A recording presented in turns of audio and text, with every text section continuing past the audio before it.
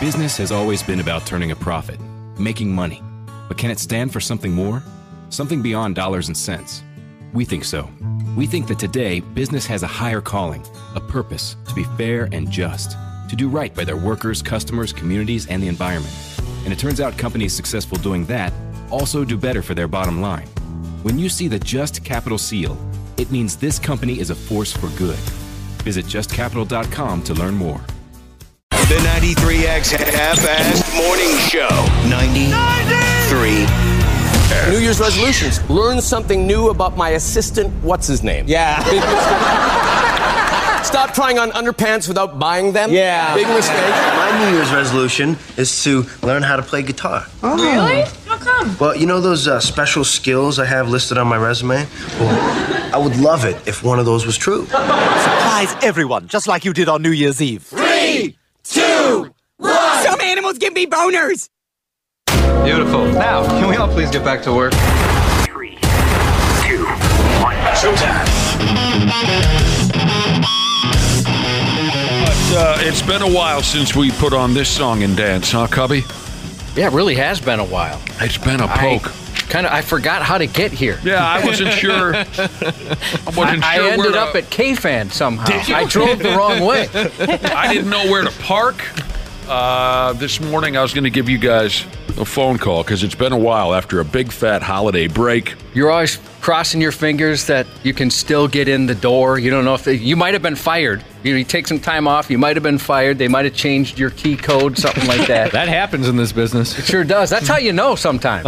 You can't get in, and you call someone, and they say, oh, yeah, dude, you don't work here anymore. We all got in the door. I forgot my keys at home today, and I called Wapple to let me in. I was like, yeah, I forgot that you need keys to get in here. I'm sorry.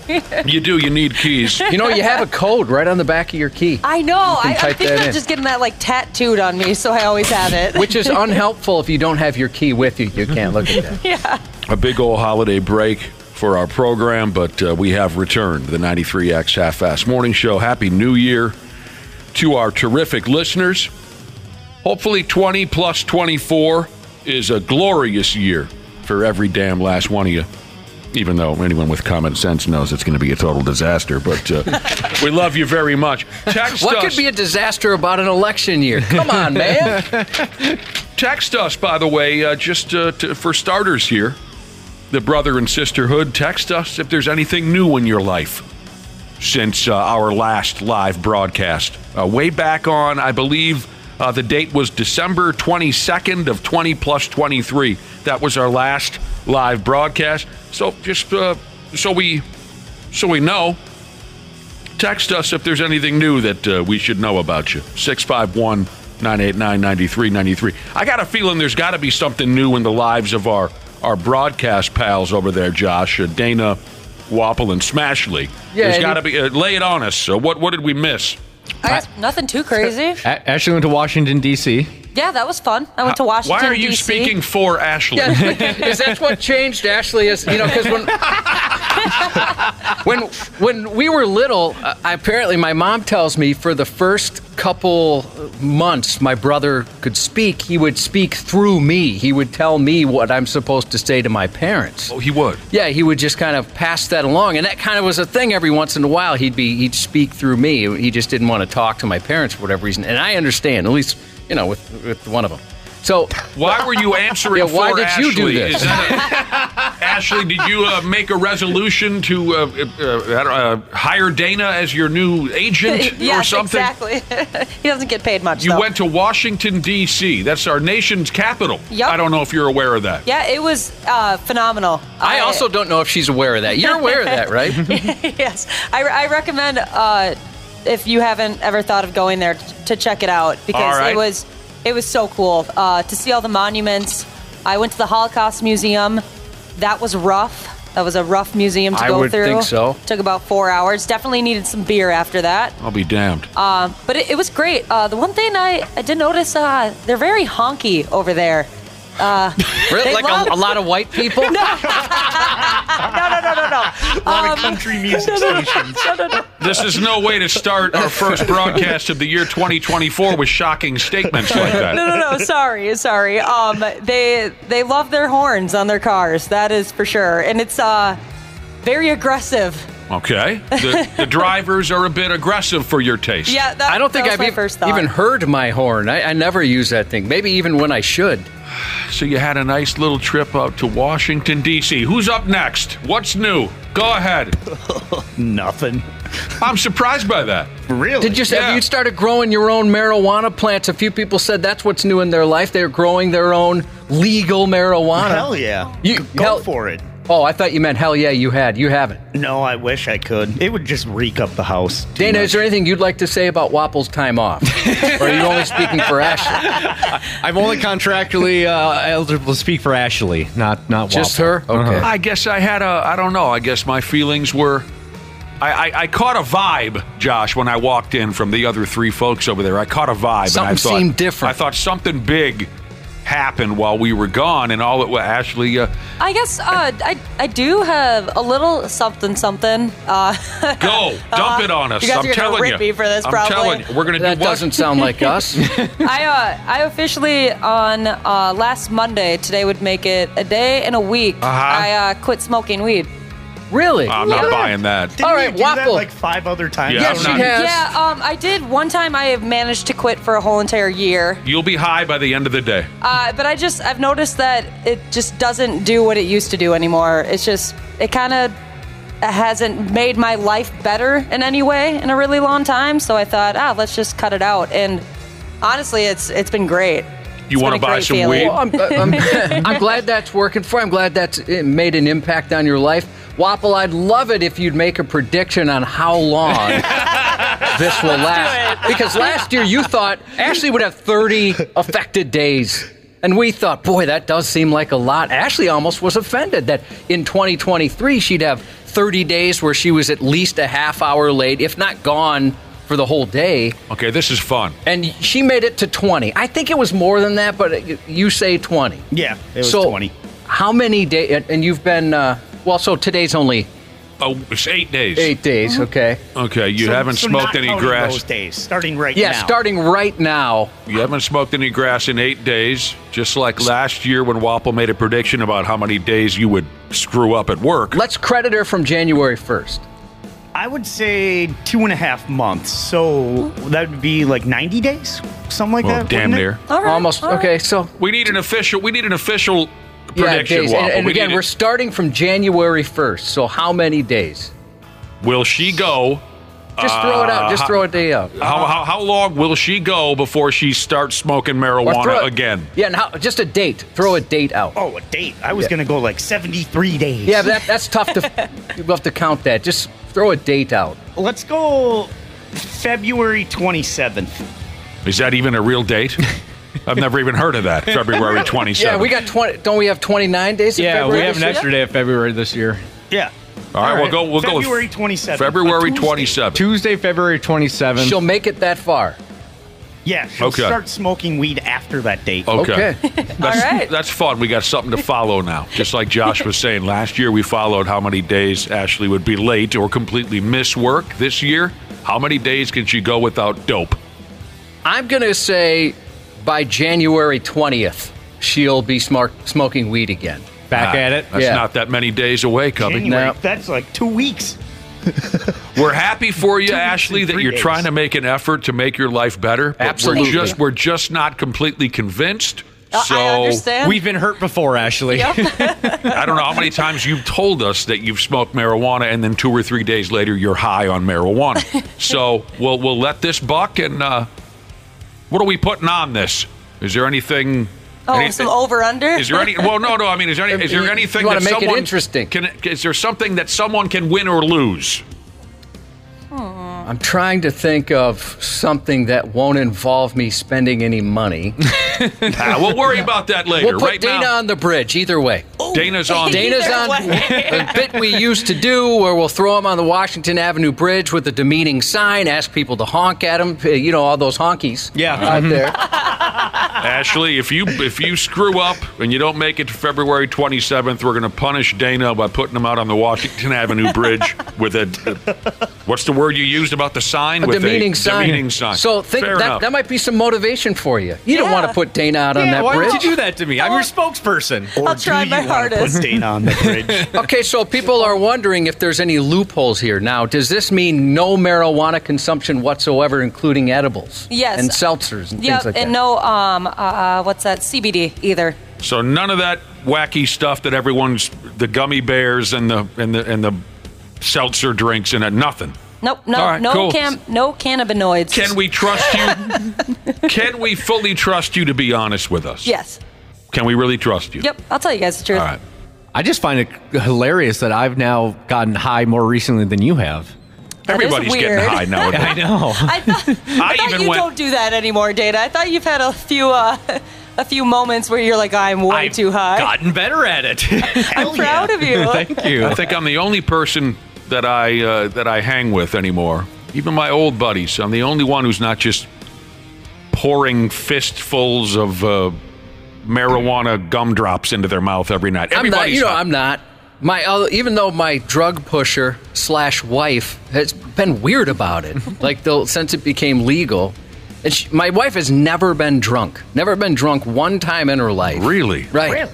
Never at all. I mean, and all the bad decisions she's made with men, not one was related to any substance whatsoever. That's shocking. It is shocking. Never been drunk. It's almost disappointing because I'm like, you were with that particular person or what? And it had nothing to do with beer or shots or anything? Nothing. Wow. I even wondered, was there a second-hand high? Was there something? I need something. I married you. I can't have that be just a sober decision. But she tries to get you on dope. She has forever, right? And because she thinks it'll help your overall stress levels and things like that. Yeah, and I know some people know I have epilepsy, and that's something that is helpful for some people. But I've been lucky enough with medication to control it. I've been very lucky, and I know that's not everybody's situation. So, and actually, I was asked to be a part of a study when they were first trying to legalize it medicinally, and I passed on it. It just, for whatever reason, it just didn't seem for me. And I had a few people tell me I was a complete moron, that I could have had free marijuana,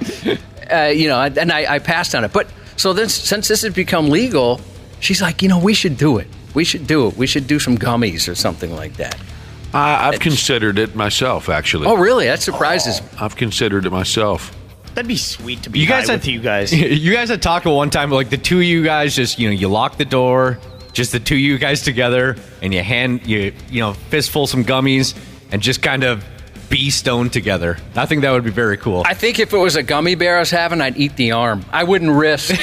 I mean, I've heard and I know the stuff we have here is supposed to be pretty light, but I've never done any of that stuff, and it makes me a little nervous because I don't know how I'm going to be.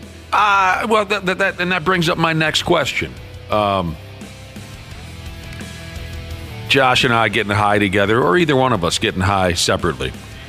If I eat some of those gummy worms or whatever this crap is that everyone's eating, is it going to feel like it felt when I used to get legitimately high from smoking weed in high school? It has that same feeling, or is it different?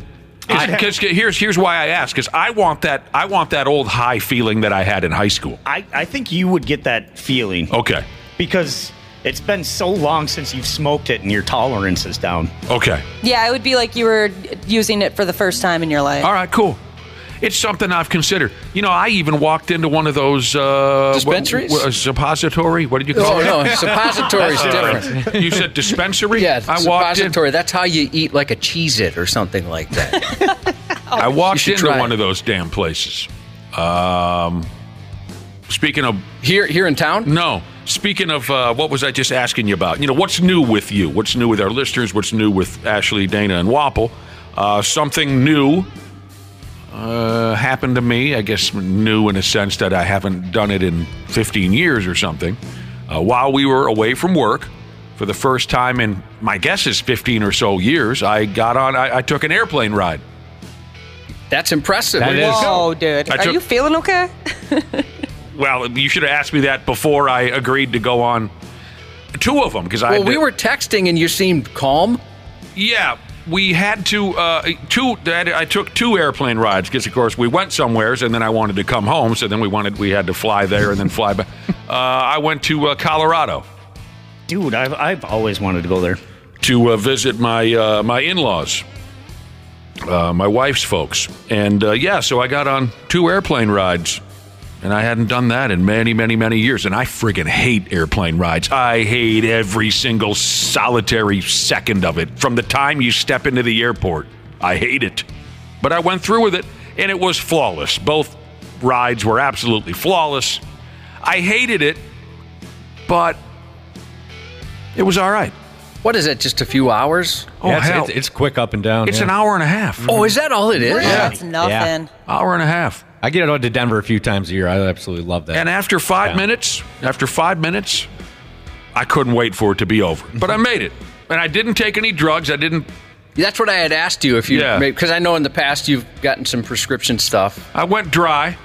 No dope, no nothing. Yeah, in the past I used to drink a bottle of vodka and a bucket full of Xanax. I didn't go with any of the drugs. And I'll tell you what, I loved it out there. And we went to Estes Park. In Colorado. It was crazy driving some of those mountain roads, Josh. Yeah, I've been there 3 times, twice with you. Not that part of. Well, actually, I have no idea where that part of Colorado is. I've been to Vail with you for the X Games. That's right. I forgot we went to the X Games. And I was in Colorado Springs with. I went to a wedding in Colorado Springs. Mm-hmm. And I really enjoyed it. If I was ever going to move, I could see moving there or Montana with Wapple and we buy a ranch together. Right. And then anybody that slightly irritates us in any way, we're taking them to the train station. Yeah, you're done. I dug it, man. You're going home. I dug it. But yeah, so while we were in Colorado, we walked into one of those suppositories. Aren't they beautiful in there? No. What are you talking about? Where's the beauty? It was your typical shop. Some of them are very pretty. No, it was just like they got the glass cases. There's lights everywhere. It sounds like a jewelry store, Wapple. Yeah. No, I didn't. Beautiful. It wasn't that beautiful. It was just a regular joint with some counters and some drugs. You got gummies over here. You got your drinks over there. I wasn't as thrilled. I wasn't quite as thrilled as you're making it out to be. Sure. Yes, Wapple, thank you for the rundown of all of the... A cash register. I don't know how to convince him. It wasn't that great. Listen. A men's room, a women's room. There was electricity and running water, yes. Security Jesus guard. Christ. You're the one who needs to quit smoking weed. There was one of those velvet ropes. Ashley's not the one with the problem. Recessed lighting. Well, I'll tell you what I did notice about it. So we walked into one of these joints because someone in our party wanted to get some gumdrops. The dude behind the counter wasn't so much sitting in his chair as he was laying on it. There's no way this guy could have had any worse posture while sitting up front in order to check people in and out of the joint. I almost wanted, when I walked in, I thought maybe he was wounded. You know, people who just, they lay on their chair. You know what I mean? Just I get that way. This is the dude. It's like, he's laid completely back on his chair. I came this close to saying, "Are you all right? Do you need me to call somebody? How high are you?" We walk in. I mean, he's got a completely straight look on his face. He appeared not to be happy to be there, but he's lying basically on his chair. We walk in. There's silence. We're expecting him to, and finally he just says this. "What's up?" We're like, "Oh, we're here for the drugs, you know." But anyway, couple of plane rides, everything went fine. It's not like I'm gonna suddenly become some world traveler. Like I said, 5 minutes into it, I hated it, but we got her done. A good friend of the show, Asian Cop Jesus, he opened his own dispensary. And he delivered a bunch of edibles. I gave him to my mother-in-law. She's kind of a hippie pothead, right? She loves that kind of stuff. So I have, like I said, I had him in my possession. Oh, I'm a drug mule. Yep. Awesome. Yep.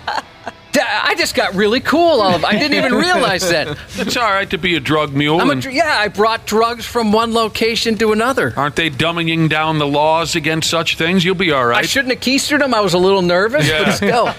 We helped you get it up there, as a good friends do. Josh keistered legal drugs. Right. And it was in a very ouchy bag. I do remember you actually being nervous, like, dude, I need to put these in the trunk. Like, what do I, am I allowed to drive with these? Yeah, you're just fine, man. So there you go. That's what's new with me. I took a plane ride. And also while we were away from work, I got angry. I got real angry. It doesn't sound like you. No, I know. But since it was the holidays, I didn't want to lash out at the two people who I was angry with. And those two people are sitting right across the room from me, Wapple and Dana. I got very angry with the both of yous. But since it was the holidays, I didn't want to call you and start hollering and screaming. Oh, no. Did you? Oh, no. Yeah. You didn't like it? Yeah, I didn't like it. Really? No. I heard it wasn't very good. Are you talking about the Iron Claw? Wapple and Dana, before we went on Christmas break, they went to go see the Iron Claw, the movie about the Von Erich wrestling family, and they said, it was amazing. Oh, it was so... That movie sucked. Oh, I loved it. I really liked it a lot. They took a great story and turned it into a boring movie. It was stupid. They took a great story and did nothing with it. What was there to... we don't need to argue about what you loved about it. You'll start coming off like you did when we were talking about the heartbreak, the tragedy. Dude, but their love for the family. But Wapple. They did not play out the heartbreak or the tragedy. It was just a nothing movie. They ruined a great, terrible story. It was a nothing Ric Flair. And above all, the lack of effort. We covered this, I know, but whatever, a week and a half ago. The lack of effort that the movie makers made to portray Ric Flair was an insult to everyone who has ever loved professional wrestling in the history of the world. They could have gotten someone who was hammered to do a Ric Flair impression. It was like they pulled someone off the street and gave them 5 minutes to practice being Ric Flair. It was absolutely one of the worst things I've ever seen in a movie. The dude who played Ric Flair. Absolutely the laziest. There was no effort. And like we said a week and a half ago, if you're going to do that with someone portraying Perry Saturn, go ahead. You don't, because no offense, I don't even know if he's still alive, but who really cares about the career of Perry Saturn? If you're going to portray the greatest wrestler that ever lived in a wrestling movie, make more of an effort than they made in that friggin' movie, The Iron Claw. I'm sorry, that movie sucked. I loved it. I wish we could have talked to Ric Flair after seeing that movie. I'm glad we didn't bring that up to Ric Flair. He probably wants to choke somebody over the way he was portrayed in that movie. Hated it. Sorry I blew up. I had to throw that at you. I was mad at you guys because you said it was great, and it was absolutely not great. It was great. Sorry for getting your hopes up. It's not. It was the weed. Packages everywhere. But you didn't try the weed. No, I was pretty high. Oh. Yeah, I was pretty high when I went in to see the movie. What else is going on around here? I'm looking forward to reading your text messages here. Sorry, I haven't had a chance to, because I did ask our listeners to text us if there's anything new in their lives since we last broadcast. And I'm looking forward to reading. Again, our number is 651-989-9393. If there's anything new in your life, we'd appreciate hearing about it. I see that... we've got some late Christmas gifts who have showed up. Well, first off, last week or whatever, last time we broadcast, I didn't get a chance to thank Ashley for the gift that she got me for Christmas. So I want to thank her now in all her sobriety. She got me an official, Cubby, did you see this? An official Britney Spears coloring book. I did see that, yes. And I'm going to... I was wondering where that came from. That's very... it looks like it's erotic. Based just on the cover. I was hoping it was. It's sexy. Oh, sure. Yeah, I don't know Nothing wrong with that. There's none of her. I mean, lately she's like naked on the internet, right? All the time. Yeah, but she's not naked. You could put a couple of nipples on some of those if you wanted to. Yeah. I'm going to use a lot of pinks. Yep. When I color this in, I'm going to be wearing my pink and red crayon down to the and don't get cute with pink and red crayon. You know what I'm saying? But Britney Spears... Any squiggly lines you're going to put anywhere? Maybe, I don't know. Oh, no. Darkish or maybe blonde? I don't know what you're going to do. Anything you're going to bleach? I don't know what you're going to do with that. That's up to you. Who the hell gave me a 1984 edition of Penthouse magazine? That was me. Well, that's No wonderful. way. Where did you get a 1984 edition of Penthouse magazine? You can find a lot of things on the internet these days. Wow. Who's on the cover? Dana's mom? It's Dana's mother. In the prime of her life. Yeah, if you there's an inscription there. She autographed it to you. It's Dana's mom on the cover. It's the special holiday issue Pet of the Year edition of Penthouse magazine from December 1984. Why that particular... Is there a reason behind that one, or you just grabbed an old one? I was looking for something a little bit more vintage, kind of from your era. Oh my God, Josh, you got to see what's going on in this magazine. You look so happy. I forgot that they did these things in Penthouse. Oh God, what's your name, Josh? Look at this. Oh my gosh, you can't see that. I'm not going to allow you to see that. I just saw it. I appreciate it, Dana. Absolutely. Yeah, expect a visit from HR a little later. Dana was nice enough to give me a T-shirt, and I'll tell you what, I gained a wardrobe over the holidays. Today I'm wearing my Barbie-themed "Can You Believe It" T-shirt. Oh, wow. With That's Ken. sharp. So these are gifts that I got from my stepson. Yeah. These are Christmas gifts. Wapple, I got a Yellowstone shirt from him as well. Dana brought me a Sheriff Grady Judd T-shirt. He's my favorite sheriff. You love that guy. He's hilarious. He backs the cops, which is great. You don't see that enough. And I'd like to play him in a movie about the Von Erich family. He's a character. I love that. I got a "I'd like to be the meat in a Property Brothers sandwich" T-shirt from my stepdaughter. Good Lord. Yeah, me and you are twinning with the Grady Judd shirts now. I Dana know. got me one, Dana too. said he got you. Yeah, we got two shirts the same. My stepson got me the exact same Yellowstone shirt you have. That's sweet. You guys We're can have gonna so be many fun buckle date nights buddies. together. You know it. We're gonna be living in Montana, getting high. Ashley's not going to be joining us. Well, maybe in Montana, but she's not going to be getting high. We'll try to keep track of that. If you just tuned in, Ashley claims she's turning over a new leaf, maybe a New Year's resolution. She's stopped smoking marijuana or taking marijuana in any form. We're not buying it completely. So Wapple officially set a date at February 27th. He thinks she'll be back on the dope by February 27th. I think she'll have a pot by January 20th. You said January 20th. If she fails to reach either of those dates, I think our agreement was we fired Dana.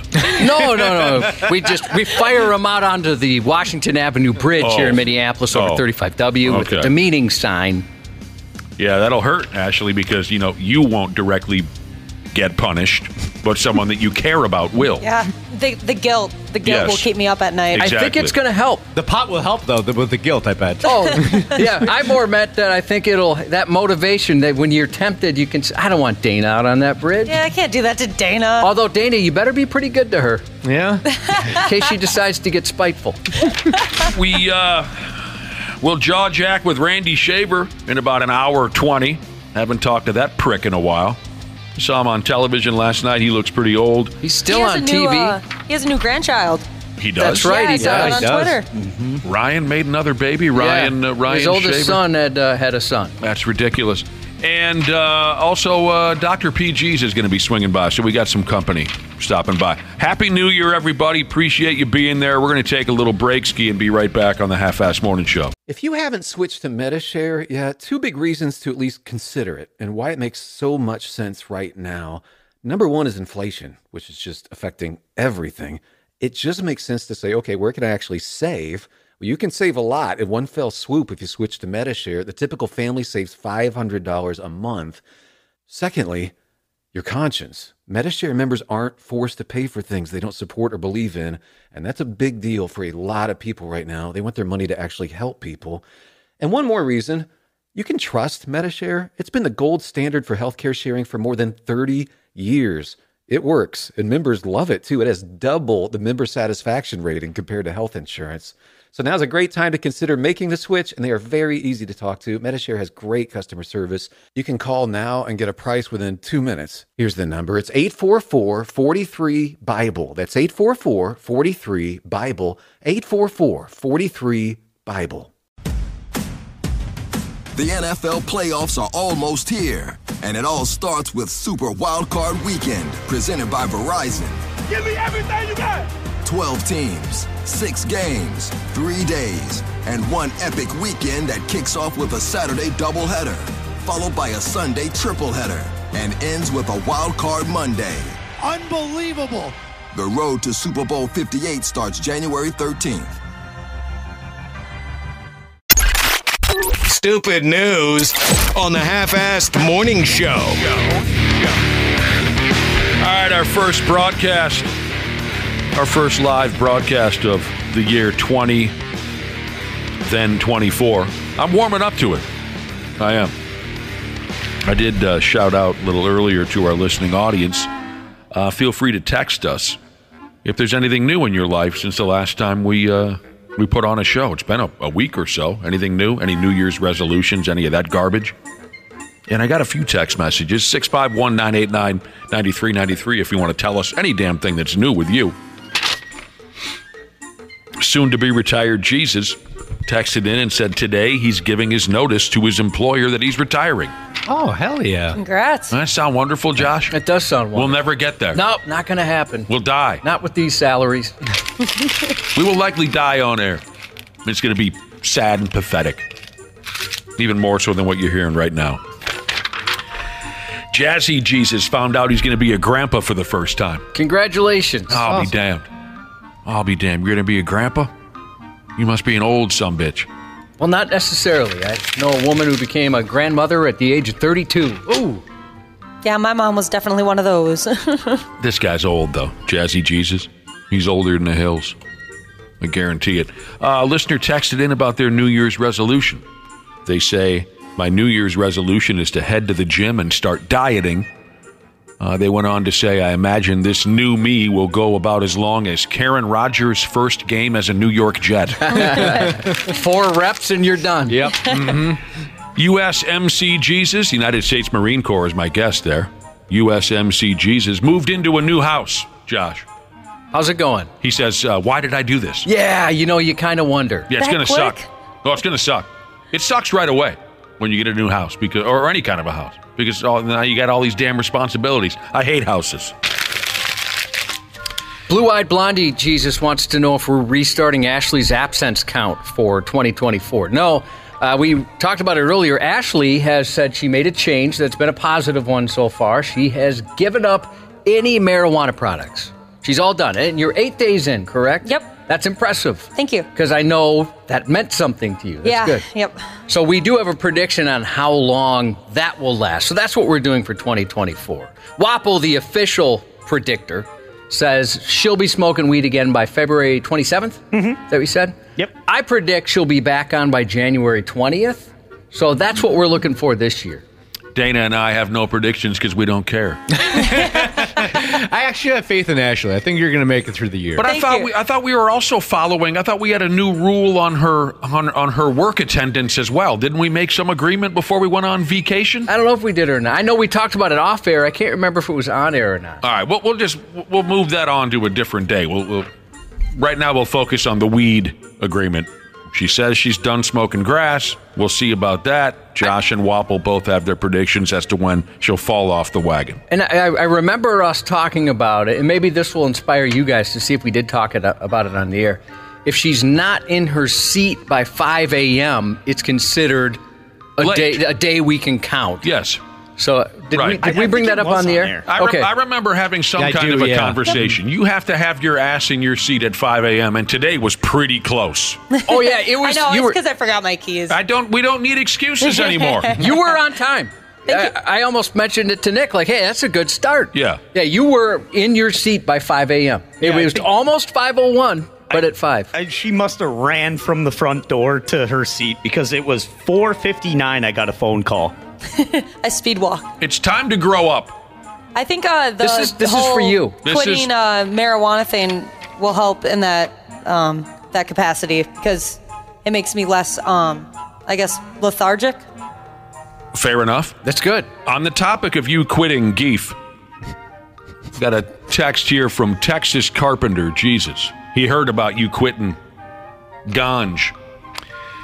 And he said, Ashley must have met my wife while she was on vacation. To just stop doing something fun for no reason is one of my wife's regular routines. All right, so here we go with our very first Stupid News report. By God, we talked about those Florida derelicts all throughout the year 20 plus 23 in our Stupid News report. It's great content. It is. To begin the new year, we might as well give the past year a full breakdown. What I have for you is right here now then is the top 10 most ridiculous Florida man and Florida woman stories from last year, 2023. The top 10 most ridiculous Florida man and Florida woman stories from last year. I don't know if there's actually 10 stories up in here or if I'll get to all of them. This here deal comes from a website by the name of WFLA.com. I believe they're a local television station down in those parts. So, they're fully dialed into the madness. They're a television station down there. But they are, keep in mind, these are the stories that they liked best. And also keep in mind, they're a legit news website. So don't expect anything too nasty in here. They got to try to, keep it on the level. And there are so many lunatic morons to choose from in any given year in Florida, so. I think we've talked about all of these. Damn near. A lot of them rang a bell for me, Josh. For starters, I know we just talked about this dork recently, the dude who was driving around town in the Booty Patrol mobile. I kind of love and kind of hate that guy. Yeah. I hate him. It's way more hate than love on this side of the things for me. He got some charges dumped on him for driving around. He caught hell from the cops for driving a pickup truck painted similar to a U.S. Customs and Border Patrol vehicle. The difference being that dude's pickup had Booty Patrol detailed on the side. The dude needs a new gimmick. I blame his friends for letting it go on too long. The Booty Patrol guy is obviously a moron. He doesn't know when a bit has run its course. In my opinion, his pals are to blame for not getting in his face and saying, look, Donnie, it was funny the first few laps we made around town, but now it's just stupid and sad. It's time to let it go. We all need friends to tell us things like that now and again, don't we? Yeah, we do. Be helpful. Keep me in line. So the Booty Patrol guy is in here. He is. I remember this one, too. A crazy lady that got up in front of some kind of a town council meeting and called for there to be an official Sugar Daddy Appreciation Day on the calendar, Summers. Oh, yeah, I remember that. March 10th. Mm-hmm. That's what she wants. Sugar Daddy and Mommy Appreciation Day. If I remember right, she was all dressed in rubber and barbed wire, and she had some sad-ass old-timer with her. It was pretty creepy, if I'm remembering the... Mm-hmm. Yeah, like a bondage suit, almost. She asked the city council to designate, you're right, Josh, March 10th as Sugar Daddy and Sugar Mommy Appreciation Day. And more or less, the board members said, yeah, we'll work on that. With no intention to actually work on it. We're writing that down right now. I remember the Sugar Daddy she brought had a huge smile on his face. Oh, yeah. That's because he knew he was going to get a handy on the way out the joint. Could you imagine just like sitting in the courtroom and she's just right next to you and you're like, I wonder what she's going to bring up. Yeah, I thought this was going to be like a zoning commission boring meeting. This rules. Thought we were going to talk about new fences. Here's a cute quote from a floor idiot that falls into this report on the most ridiculous Florida man and Florida woman nonsense from the year 23. A 22-year-old dude upped and ignored the idea of law enforcement altogether and started ripping around town, going 120 some odd miles per hour in his motor vehicle. A big-ass high-speed chase came next with the cops on his ass, chasing him all over town. They got him. While sitting in the cop car on the way to jail, apparently the dude told the cop that during the chase, he, quote, felt like he was in the video game Grand Theft Auto. And I'm guessing the cop said something like, "Oh yeah, that game is sick, dude." I totally felt like I was in the video game Grand Theft Auto, which I played for hours. Until my girlfriend walked in and told me it was time to go to Applebee's. Have you guys seen the video that's going around the internet? No, but my girlfriend has.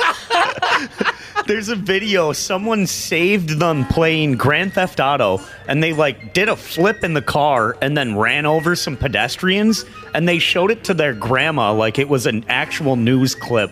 Oh my God! Oh no! Grandma freak out. Oh yeah, her mouth just dropped to the floor. They told grandma maybe this is a rendition of what happened, a recreation. Yep. And she thought everyone was dead. You don't do that to your grandma. A prostitute? That was so funny. Oh no. Oh no, that's not something you do to grandmas. I know Wample's got something in mind what he wants to do to grandmas, but that's not it. He sure does. Then there was this shirtless Florida fella who tried to hide from the cops by he climbed his sad ass up into a tree like Michael Jackson used to do at Timberland Ranch. What was the name of that ranch? Neverland.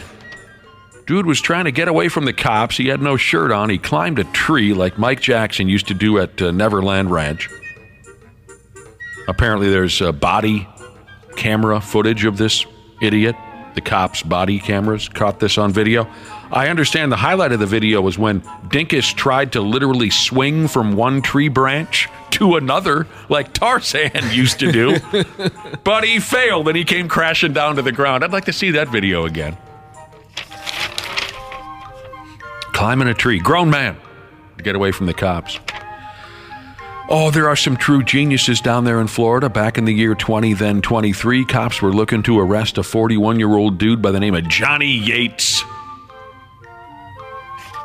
Sounds like the kind of guy, Josh. Johnny Yates sounds like the kind of guy that I don't want to face in a horseshoeing contest or something like that. He sounds like the type of guy that could get you whatever you want. It doesn't matter. Whatever you need, Johnny Yates, he's got you. And I'm not talking about throwing horseshoes. I'm talking about actually shoeing horses. I don't want to go against Johnny Yates in a competition to see who can shoe the most horses. But anyway, cops were looking for Johnny Yates. Cops walked up onto the front porch of a house to try to find Johnny. And when they walked up, there was one of those whiteboards propped up on the porch, like maybe you see in your office meeting room, the whiteboard. Are you following this? Yep. Mm-hmm. It was one of those whiteboards up on the front porch. And on the whiteboard, someone had written, quote, "Johnny Yates does not live here." Oh, darn. All right. They even underlined not, so you might as well just go away. Right. They mean it. Despite that very official-looking message, the cops decided to continue their search for Johnny inside the house, and big effing surprise, there he was. He was in the house. There was a sign out front that said he did not live there. He was in there. So the sign lied. The sign lied. Well, maybe he doesn't live there, but he's in there. A Florida woman's tried to bring a 4-foot emotional support snake on an airplane. Security folks spotted this snake swirling around inside the lady's carry-on bag ski. There was a 4-foot-long boa constrictor up in the bag. She told the cops that the boa constrictor was her, quote, emotional support pet, and they didn't care. You can't bring a mother effing snake on a mother effing plane. It did seem like for a while there were so many of these stories, right? These animals you wouldn't expect to be an emotional support animal. It's not a dog like normal, something like that. That was a big gimmick for a few months, wasn't it, Josh? Yeah, it seemed like there's more and more and more. Everybody had an emotional support critter of some sort. Yes, you're right. But you can't bring a mother effing snake on a mother effing plane, at least not since Samuel Jackson made that piss-poor movie years ago. I haven't seen it. It was terrible. In the movie, does somebody get their penis bitten by a snake that comes out of a toilet? I believe, yeah, there's some type of, there are or is that body a parody? Parts. No, I think that actually did happen. Yeah, it sounds right to me, Josh. It's been years, though. And I don't look forward to rewatching anytime soon. You don't watch it every year? No. Gathering the kids around the fireplace. Let's watch Snakes on a Plane. Now, this highlight from the Stupid Things Florida People Do Best of the Year 20 plus 23 report. This one has my favorite picture attached to it. The picture of the Florida woman who was on the run from the police, and the cops found her hiding inside a couch. I've seen that on Cops before. Have you? Yeah. I've never saw it before. Never saw that trick before. Do we have the picture up on our website? The picture of this gal peeling her sad carcass from the insides of a couch. She just looks so hopelessly pathetic that I love it. I think we put it up like in November when it first happened. Maybe you could bump it up. Yeah. I love that picture. I think everyone should see it. The story here says, in a scene straight out of the sitcom It's Always Sunny in Philadelphia. Never saw it. Oh, but that's my favorite TV series. They compare, like, that happened on the television show. Someone was hiding inside a couch. Yeah. It seems like something they would do for sure. This couch lady is a damn 39-year-old acting like that. She was wanted on a parole violation for the sale of fentanyl, so, she's obviously a good person. She somehow stuffed herself into the inner workings of a couch. What a trash pile. A lot of the headlines I remember would say the fall of the couch of Usher, play on the fall of the house of Usher on Netflix. That's a great picture. She just looks so stupid. Here's one where you can't blame the Florida man. You can only blame, I guess, the Florida. Dude found a big fat-ass iguana in his toilet, and the guy hadn't even eaten any iguanas before in his life. He didn't know how to get it. He didn't know how it got in his toilet. A big, oversized damn iguana. It could have bitten him right on the old schmeckle. So you saw the picture?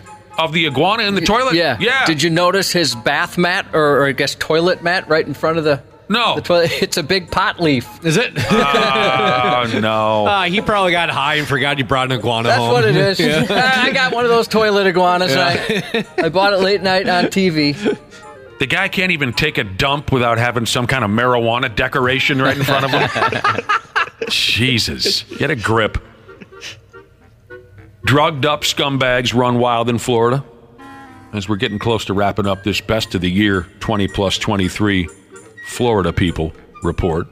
Drugged up scumbags, they're everywhere. One dude stole an ambulance while he was all busted up on hard street-level dope. The dumbass, he eventually drove the stolen ambulance right up onto the front lawn of the local sheriff's office. I love that kind of stuff. And that was the end of that, by God.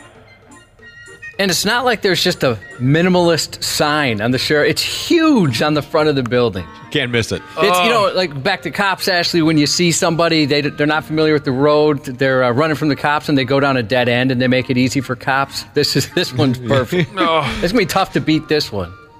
And finally, the article dumped an honorable mention to the folks who came up with an upcoming event called the Florida Man Games, which we talked about a few weeks ago, and it sounded like a hell of a lot of fun. It's coming up next month, the Florida Man Games, where they're going to go ahead and have all kinds of events like an evading arrest obstacle course that folks could run, and real cops will chase you. And they're going to wrestle alligators and stab each other to death and have sex with their sisters. I don't know. All kinds of Florida things like that. But the Florida Man Games gets an honorable mention. And I'm sure, what's the date on that? I had it and I lost it. It's next month they're having the Florida Man Games. I'm guessing we'll still get tickets. I was on their website the other day, seeing if you can still get in there. I'm sure once it cuts loose, we'll probably get some kind of report here. February 24th. Yeah. This is not the last you've heard of the Florida Man Games from this radio show. I would bet we're going to cover the results. All right. How about we move into the here and now with some Christmas time violence from just a few days ago in the state of stupid Florida again. But it's new. Christmas time violence. Did anyone have to get violent over Christmas? Thankfully not. No. Tried to start a couple fights, see if I could, but nothing. They just laughed at you? They did. Yeah. No one had to tune anybody up, huh? A Florida lady has been accused of hitting her boyfriend multiple times with a Christmas tree. The two of them were having an argument, don't you know? She goes by the very interesting name of Miracle Rivera. She's only 20 years old. She was charged with, domestic battery at 3:30 in the godforsaken a.m. on Christmas Eve. It's too early. Bad things happen. 3:30 in the morning, Miracle and her boyfriend were having one hell of an argument. For Christ's sake, she was calling her boyfriend out for some alleged side ass he may or may not be wrapped up in. Miracle thinks her man's been crushing some of that glorious side action. That's what they were screaming at each other back and forth over. Next thing her boyfriend knows, she allegedly clubbed him upside the dome with the damn Christmas tree. It's got to be one of those small ones where she's the strongest person on earth. She picked up a tree. Well, she is 20 years old. You could probably pick up a tree and hit somebody with it when you were 20. I don't know. Be like one of those small trees, like you're saying, Josh. Like when I first got divorced, and Nick described my Christmas tree brilliantly because there's one of those tiny little tabletop ones. He goes, "That looks like the divorced man's starter kit right there." It doesn't indicate here if it was a real tree or not, whether it was pine or spruce or whatever. The story says that Miracle's boyfriend, he took the tree beating for a while. He took it over the top of the head. Maybe he thought, well, I had this coming, right? But then he left the room to lay down on a couch somewhere else, and Miracle wasn't done with him yet. She tree-bombed him while he was laid out on the couch, too. And he got a little scratched up, but otherwise he was all right. Miracle and her boyfriend have been in what they call here a romantic relationship and have been living together for 2 years already. And the cops, they sent Miracle off to jail. Well, I hope they can work it out.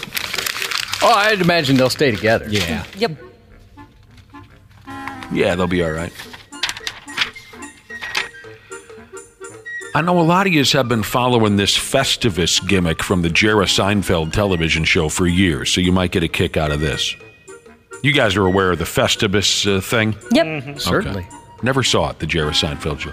Apparently, the airport in Orlando, Florida, set up a Festivus pole for decoration.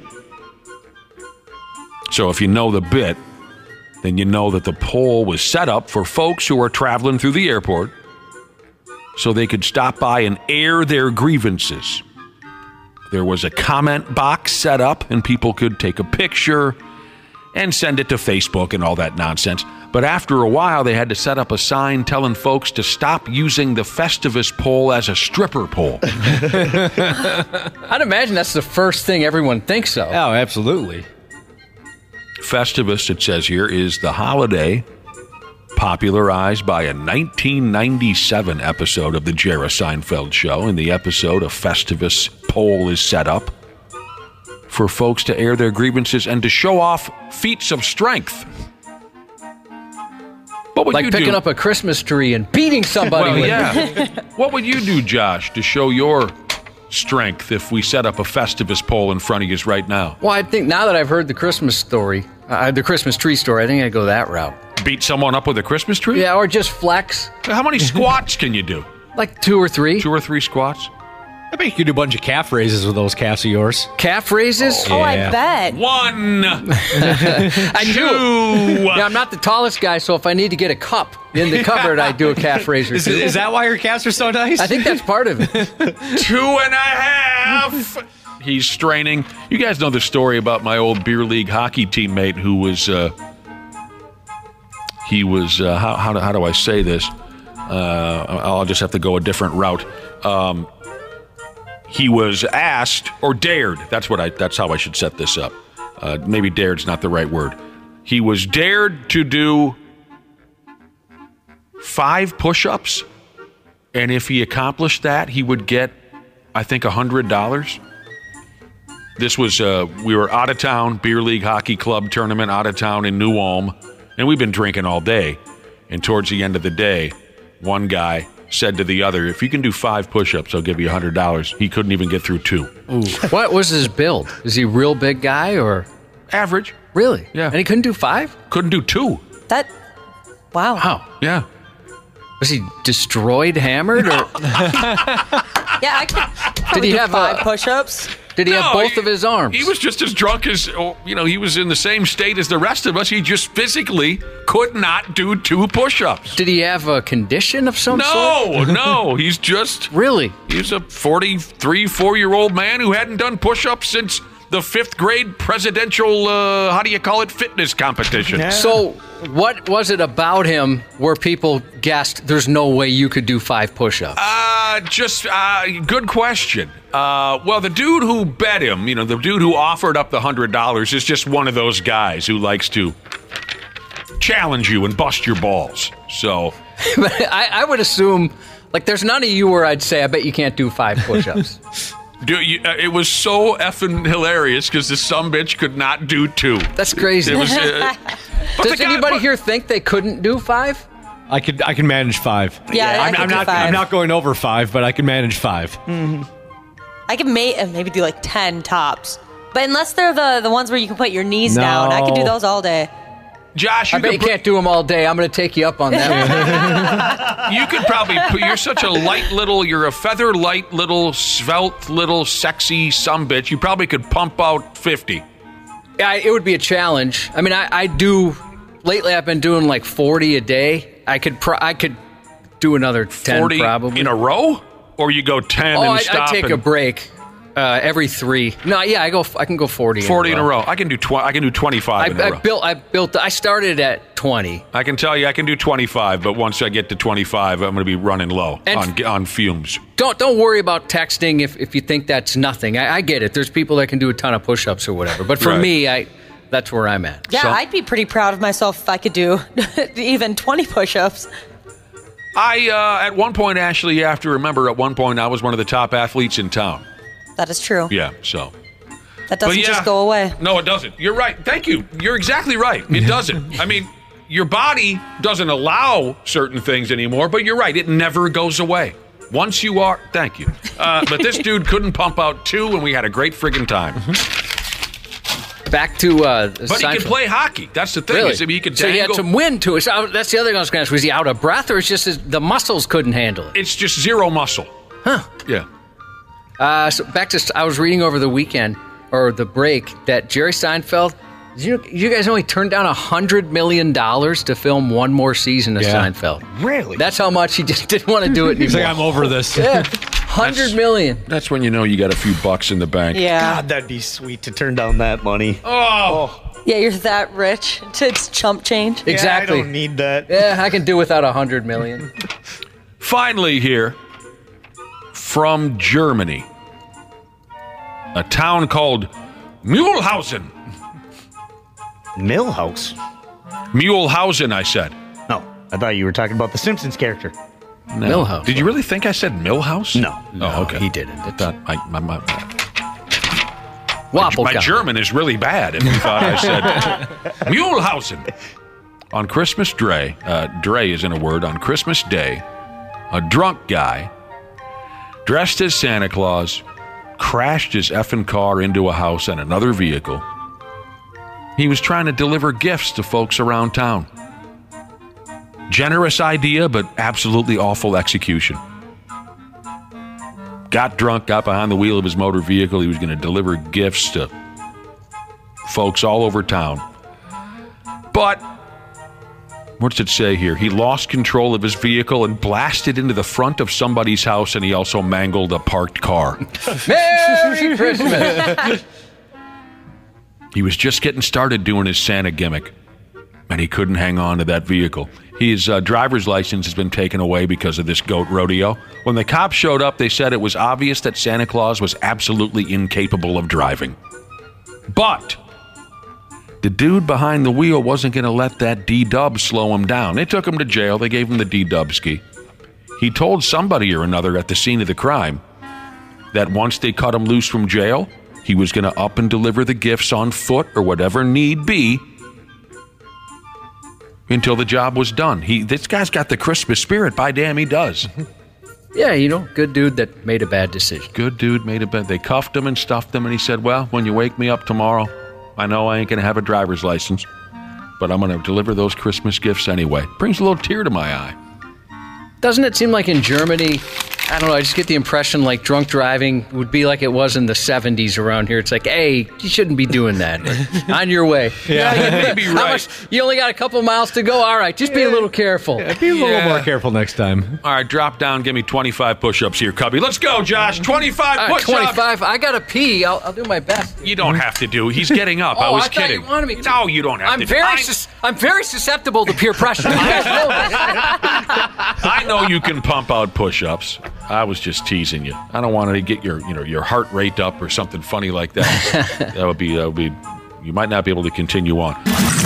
Sports on the 93X Half-Assed Morning Show. It means a lot, and obviously the fans, there's something, to be on the ice and having, 18,000 people cheering. Something I don't think you can get those goosebumps of feelings, after hockey, doing anything else. He's a legend. He's 39 years old. How much enjoyment do you get out of watching Marc-Andre Fleury compete for you guys every night? It's unbelievable. I mean, for him to do this at 50 is special, and, he's awesome. He's a great teammate, great player, and you see what he's doing out there at 50.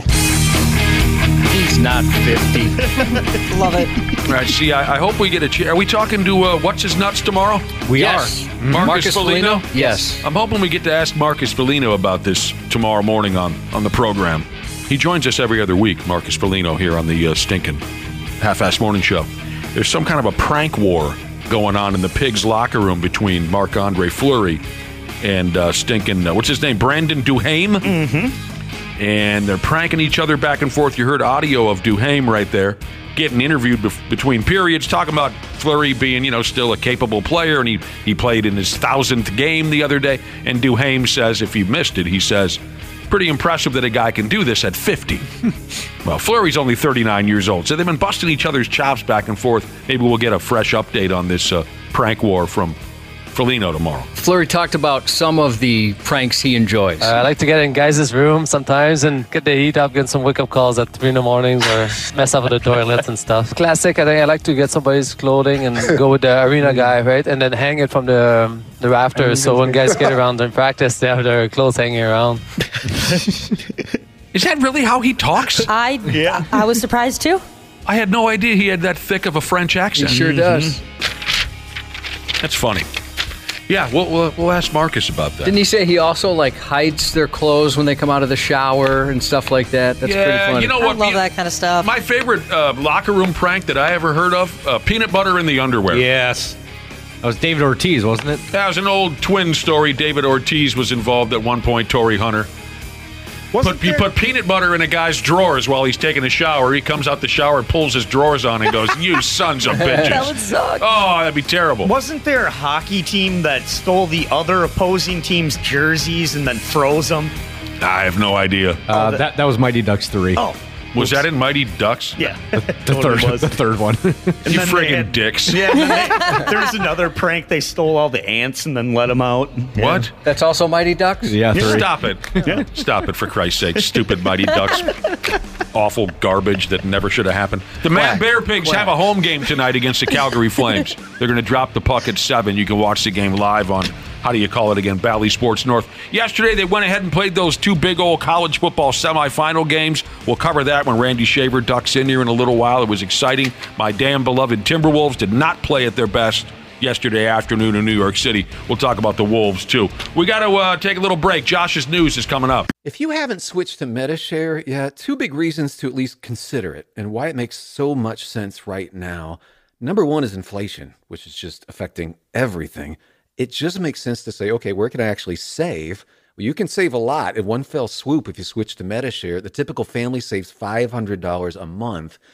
Secondly, your conscience. MediShare members aren't forced to pay for things they don't support or believe in, and that's a big deal for a lot of people right now. They want their money to actually help people. And one more reason, you can trust MediShare. It's been the gold standard for healthcare sharing for more than 30 years. It works, and members love it, too. It has double the member satisfaction rating compared to health insurance. So now's a great time to consider making the switch, and they are very easy to talk to. Medi-Share has great customer service. You can call now and get a price within 2 minutes. Here's the number. It's 844-43-BIBLE. That's 844-43-BIBLE. 844-43-BIBLLE. The NFL playoffs are almost here, and it all starts with Super Wildcard Weekend, presented by Verizon. Give me everything you got. 12 teams, 6 games, 3 days, and one epic weekend that kicks off with a Saturday doubleheader, followed by a Sunday tripleheader, and ends with a Wild Card Monday. Unbelievable. The road to Super Bowl 58 starts January 13th. Half-assed morning show. 93X. What's up, fam? Get something to drink. Several unprovoked attacks happened at least 24 times in less than a year in Kentucky.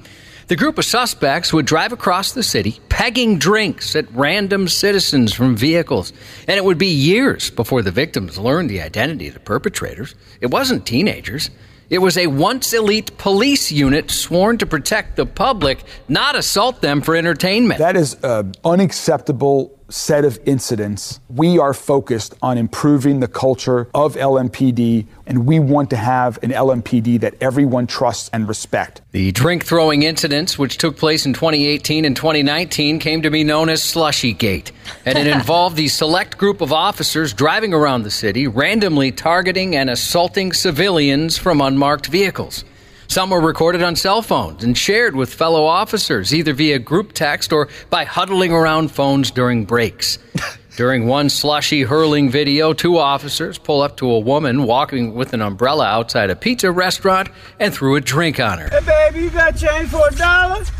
How about a drink? Now, they shouldn't be doing this, but that does sound like a lot of fun. It does. These are grown folks? These are, yeah. And like, they're active. Elite police officers, yes. I mean, that'd be like your police chief. That's something that we absolutely, I mean, there was no group of friends in the history of adolescence who were better at this than me and my buddies back in high school. We were the best in the business. Throwing drinks specifically? Or anything? Throwing drinks at people, screaming, to scare them as they're standing on the sidewalk. The greatest thing I ever saw was we used to, like any other teenager, we'd hang around our neighborhood McDonald's. And at one night, this old guy comes out of McDonald's with his vanilla cone in his hand. And one of my buddies had a Jeep, with the open sides. And we drove by, and perfectly in perfect motion, perfect pace, there's a word I'm missing here, perfectly timed. Perfect harmony. Synced. Well, timed is synced, thank you. Dude comes out with his ice cream cone, and right as we drive by, my buddy just simply reaches out, gently takes it out of his hand, and we drive away. That's good. Like that kind of stuff. But that was high school. These guys are grown. They're adults. With real jobs. With important responsibilities.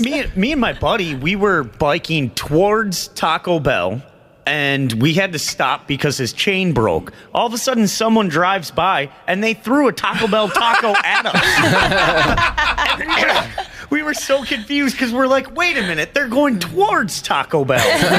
Well, they must have made a U-turn when they saw you guys. Like, get these dorks. Remember when you'd go to Pizza Hut and get your breadsticks and they'd give you that little cup of marinara? Yeah. Mm-hmm. God, those made for wonderful weapons as you're driving by, like, say, a road, some folks working on the side of the road, some city workers, power line workers, whatever. They were perfect to throw.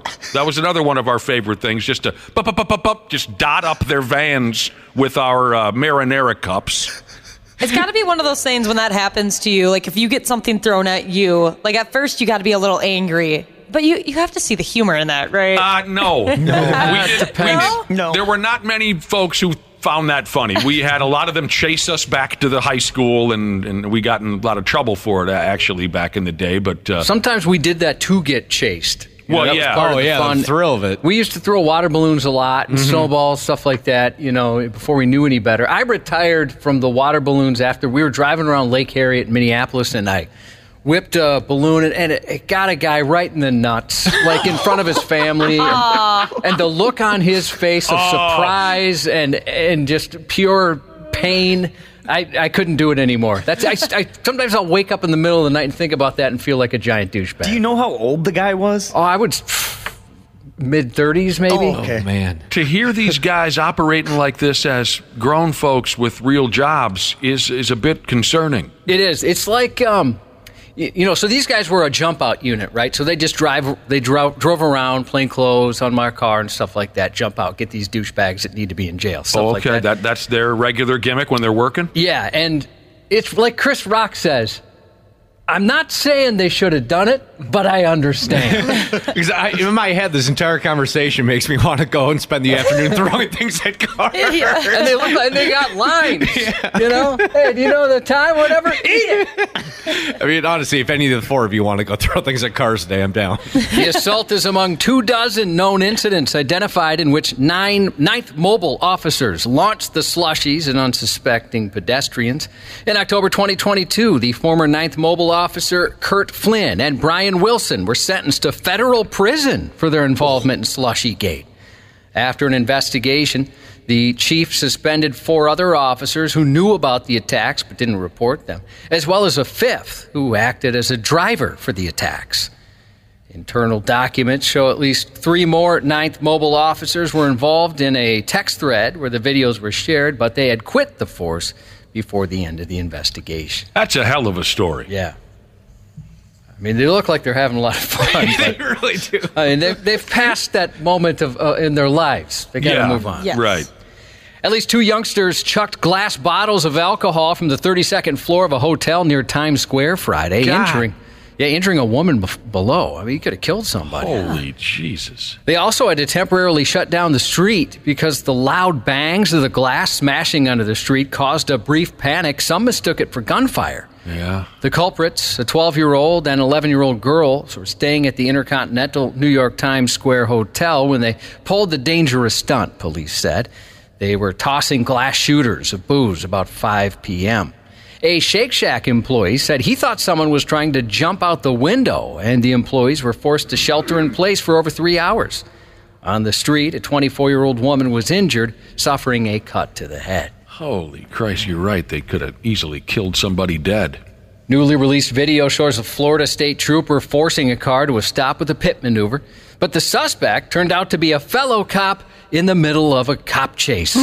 Whoops. Oh, no. Oh, boy, he felt bad. Highway Patrol received reports of a reckless driver speeding through Miami Gardens traffic on the night of November 29th and dispatched Trooper Walner Roy to the area. Roy eventually located a vehicle on the freeway, a Kia Stinger, and turned on his lights. But the vehicle didn't slow down or even pull over, continuing to blast through red lights after taking an exit. Dashcam footage shows Roy eventually making contact with the car's rear, forcing it to spin out and stop directly ahead of him face to face. But the halted driver turned out to be a police captain, activated his flashing blue and red lights to identify him as law enforcement, then gets out of the car and raises his hands in disbelief. Oh, I got the wrong car. I didn't see the lights in the back. Oh, my God. Officials say Roy wasn't disciplined because he had reasonable grounds to mistake the fleeing car for a civilian. He had no lights on his car, and he was hauling. I thought it was the car. He was. Are you kidding me? The guy says. I feel so silly. The captain was part of a multi-agency anti-gang operation and was pursuing a suspect believed to have taken part in a violent crime. Oh, wow. I got him, guys! Did you see? I fitted him out. I did it. I brought this chase to an end. A North Carolina man was assaulted for burping. Cops say 43-year-old No Perez was waiting for an order at a meat market when he belched. According to an incident report, the burping upset a male suspect inside the market at the time. When Perez subsequently exited the business with a female companion, the suspect was outside waiting for him with 3 other males. Come on. Because he burped. You really, that's the person you want to be. You're waiting to beat somebody up for burping? Well, and can you imagine just being the 3 other dudes that are going along with it, too? He did what? In there? We gotta get this guy. How is this the real friggin' world that we live in? The suspect punched Perez in the face and then kicked him. Then the assailant and his associates got into a car and left the scene. That is bravely. absolutely the most embarrassing thing I've heard all day. That's the level of tough guy you are to beat somebody up for burping. I'll Jesus teach you Christ. to burp in my presence. Just give up. A North Carolina pastor was arrested after allegedly attempting to deep fry a fast food employee. The incident occurred Thursday at a McDonald's restaurant where 44-year-old Latoya Gladney, a manager in training, claimed her employees were disrespecting her. So she called her husband, 56-year-old Dwayne Waden, for help. Here we go. I'm calling my husband. Yeah. The incident report alleges when Waden arrived at the restaurant, he walked behind the counter and placed his hands around the neck of an employee, attempting to push his head into a deep fryer.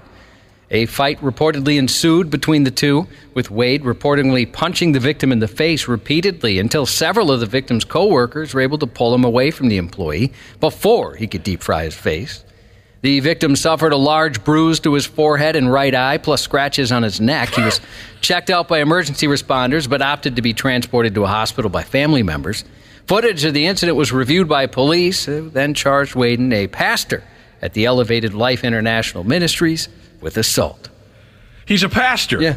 Hey, turn the other cheek so I can deep fry it. I've already given up, Josh. I'm interested in his sermons. I mean, I'd be interested to see what he has to say. Usually they're trying to provide some life lessons on how to avoid such a thing. Mm-hmm. An agitated tire shop owner faces attempted murder charges for allegedly shooting a landscaper who blew leaves onto his property. Yeah.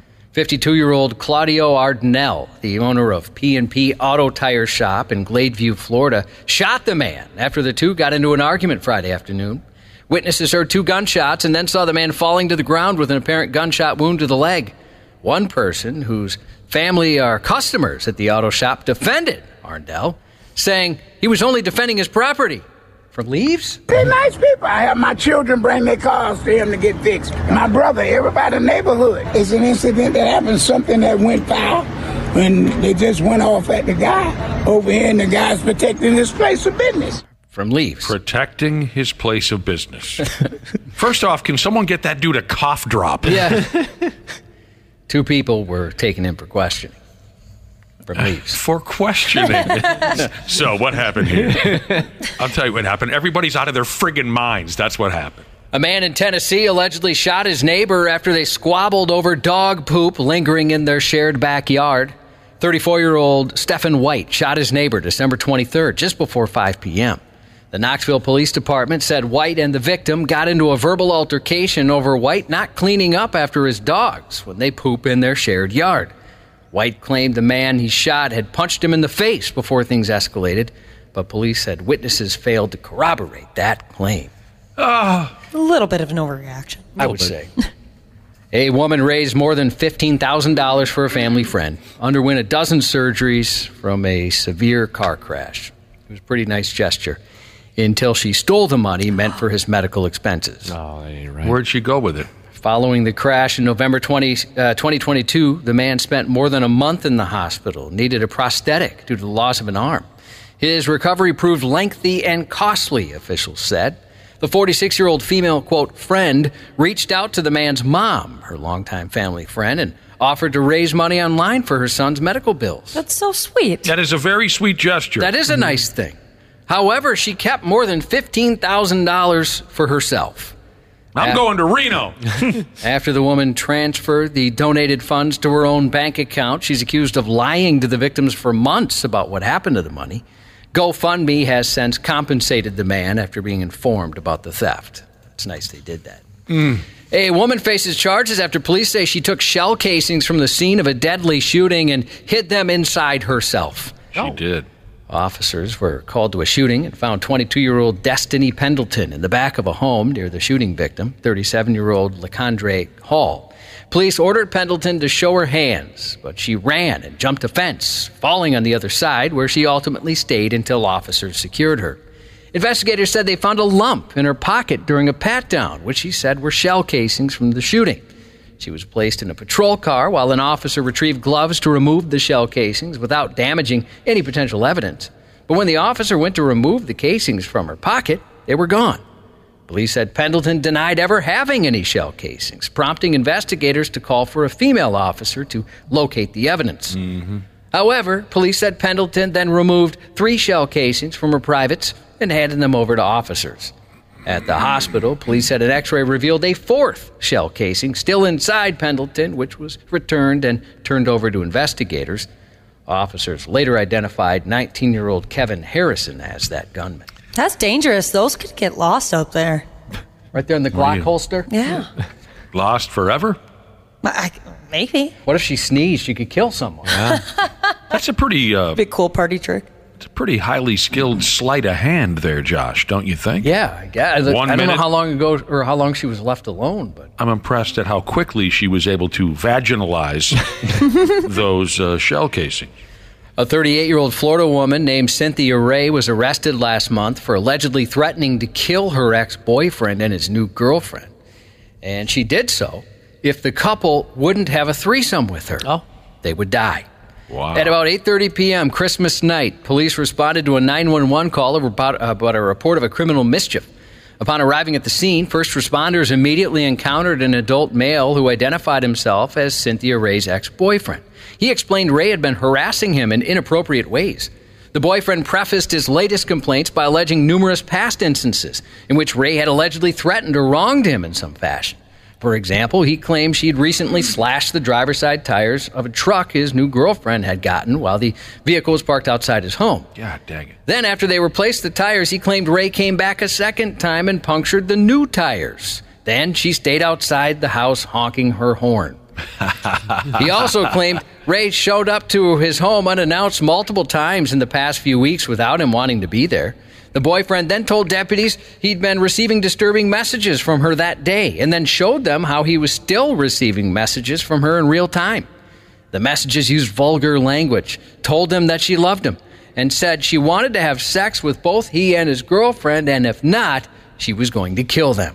Yeah, talk about pressure. Yeah. When deputies found Ray, she was inside a tent on her mom's property. She claimed she hadn't left the residence all evening. But deputies said the hood of her car was still hot from having recently been used, and they found a knife inside. She's scheduled to appear in court on the 22nd. Oof. She sounds like... A little wild. She's a little wild, but wouldn't you kind of like to see what it's like? Yeah. A little bit. Yeah, me too. Definitely. Yeah. A little bit. I'd bring it up with the new girlfriend. Say, hey, this is crazy, getting these texts. I mean, what do you think? Just for safety's sake. Should we do this? She sounds like the type that I would have gotten myself involved in, 20 years ago. Authorities are investigating a fraudulent 911 call last week in Chisago County. The Wyoming Police Department said a man called 911 to report he was going to harm his mother. And the County Emergency Communications Center heard what sounded like gunshots in the background of the call. They contacted the homeowners and determined no one from the house had called and no one had been harmed. Police say further investigation confirmed the call was a swatting call. Oh, those are still fun, huh? Yeah, I guess so for some folks. Right. This is terrible.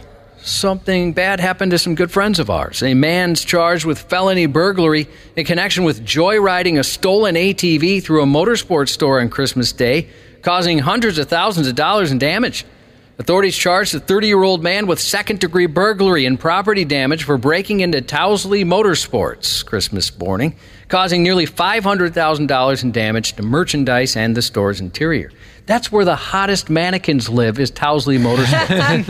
Shaquille. Yeah, they're pretty hot. One of the hottest mannequins of all time lives there. And then we had talked so much about her that Towsley bought her a bunch of sisters. Mm-hmm. That's how good friends they are, the show. Mm-hmm. According to charging documents, Ramsey County Sheriff's Office deputies responded to a glass break alarm, 6:22 a.m. that day. A security camera captured the suspect inside wearing a Towsley jacket, khakis, red shoes, and a red helmet.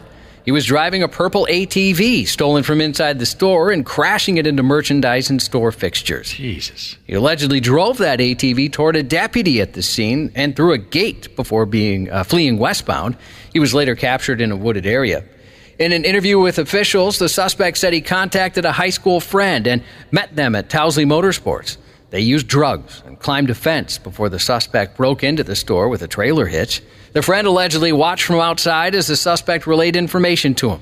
The suspect said his friend talked him into the burglary and thefts. But a Ramsey County Attorney's Office spokesperson couldn't comment on whether that friend would be arrested or charged. Besides 2 drug possession convictions in 2017, the suspect was charged in 3 incidents in Ramsey County last February. Wow, it's a hell of a Christmas morning. Yeah, no kidding. I mean, it sounds fun. It does sound kind of fun. Reason should, creep in there and say this is a bad idea. Sorry, fellas and ladies and gentlemen at Towsley Motorsports. That sounds like a total nightmare. Yeah, I love that place. That sucks. Police in Alexandria were searching for a thief who broke into a grocery store while wearing a distinctive jacket, one that looked like Ryan Gosling's in the 2011 crime thriller Drive. What do? I drive. Like a limo driver? Like for movies. Oh, you mean all the car chases and stuff? Yeah. The Alexandria Police Department said the theft was reported at the Brothers Market around 8:20 p.m. Christmas Eve, showing an apparently armed burglar smashing into the store using a brick.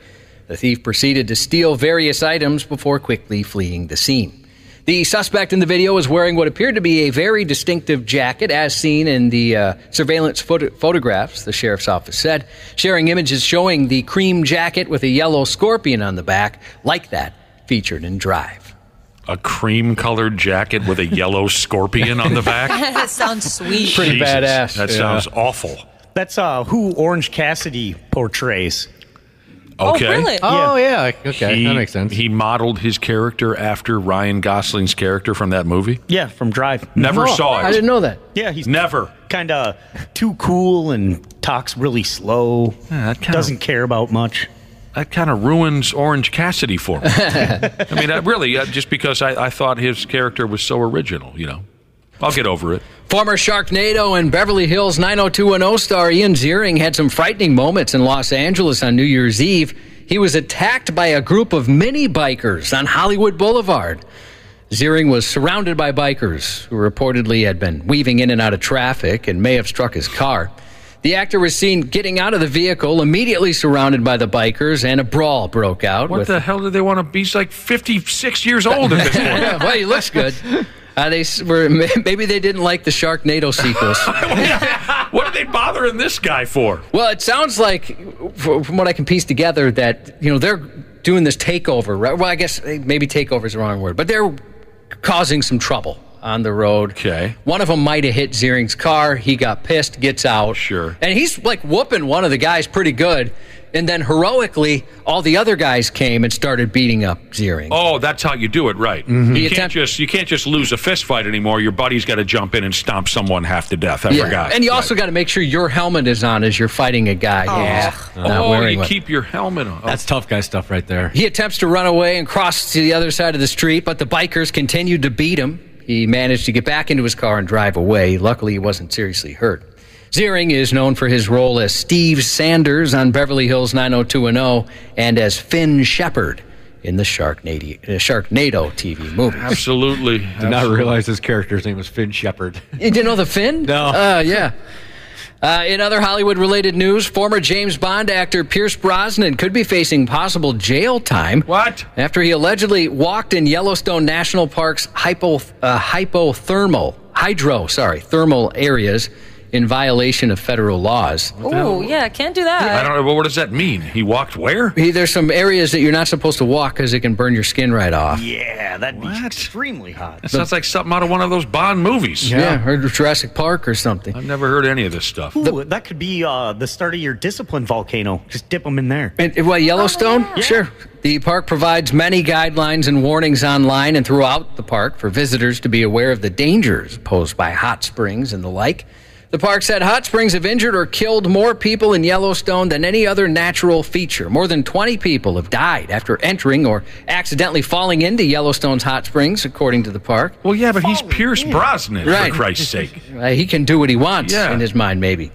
Thermal pools can reach deadly temperatures of over 150 degrees, they said. I've never heard of this stuff before. Bond soup. One thing that I did notice when I was in D.C. that made me angry is that I learned that people are really bad at following those kind of directions. And by the way, when Ashley says she went to D.C., she went to Dassel Cocato. Yes. Yeah. And you found what out? That people are really bad at following simple directions like that. When it says, hey, don't go past this red velvet rope. people just don't care. Go past the rope. You or when can't it tell says, me what to do. Yeah. Be quiet. This is an important thing. People are just screaming their heads off. It's just. I'd like you to find a red velvet rope, then keep me back. Right. Even if you Me and Pierce Brosnan are stepping right over that You rope. play James Bond, dude. If they put up a sign that says, please do not touch, don't you want to touch it even more? Yes. Yeah. You don't have to go all the way to our nation's capital to see those kinds of behaviors, Ashley, That's just true. for the record. Or Dassel, wherever the hell you were at. A number of visitors to the park, like Bronson, violated this law when they visit Yellowstone. Some incidents leading to serious injury or even death. Criminal charges were filed against the 70-year-old Irish actor in Wyoming last Tuesday. Other violators in recent years have faced a week to 10 days in jail, hundreds of dollars in fines, and a lengthy ban from Yellowstone, which I believe he has been banned. His court appearance is set for the 23rd. I got a really funny text message on that Pierce Brosnan thing, Josh. I got a text from HVAC Delivery Jesus who says, hey, look, Pierce Brosnan's got it under control. Haven't you guys even seen Dante's Peak? That's true. He has some experience. He does. What the hell's he? A hot spring? For Christ's sake, he fought a volcano in Dante's Peak. That's a documentary from, 20 years ago. I've never seen that one. I got to watch it. It's a lot of fun. You and I are both Pierce Brosnan fans. Oh, I love him. Yeah. Burned. James Burned, you might say. Kate Bosworth, 41 today. Oh, you know what changed my life? That movie where she went surfing. Was it Blue something or something? Blue balls, blue balls and sun tan lotion. I think it was called. That Crush. Changed my life when I saw that movie. I haven't seen that one. Kate Bosworth is how you say it. Dax Shepard, 49. And at the top of my wife's bucket list, actor Taye Diggs, 53. Right there. She's got a hall pass for him. She's got a big crush for him. Diggs. I understand. I have to look him up. Happy belated birthday to Jab and Eyes Jesus from your little bro, Big Rig Fenders Jesus, and that's 93X News. Care 11's Randy Shaver. I love this dude. I mean, this dude is electric. On the Half-Assed Morning Show. Spins and scores! Blake Cora puts Michigan on top in overtime. Game on the line. It's Williams in motion. Low snap. Melrose stopped. Michigan makes a stand and comes up with a milestone playoff victory. We called 3 plays. One they called timeout, one we called timeout, and the last one that didn't work. The fact that it didn't work made it a really bad call. But we called timeout because we had a bad look. We had a good look on the first one.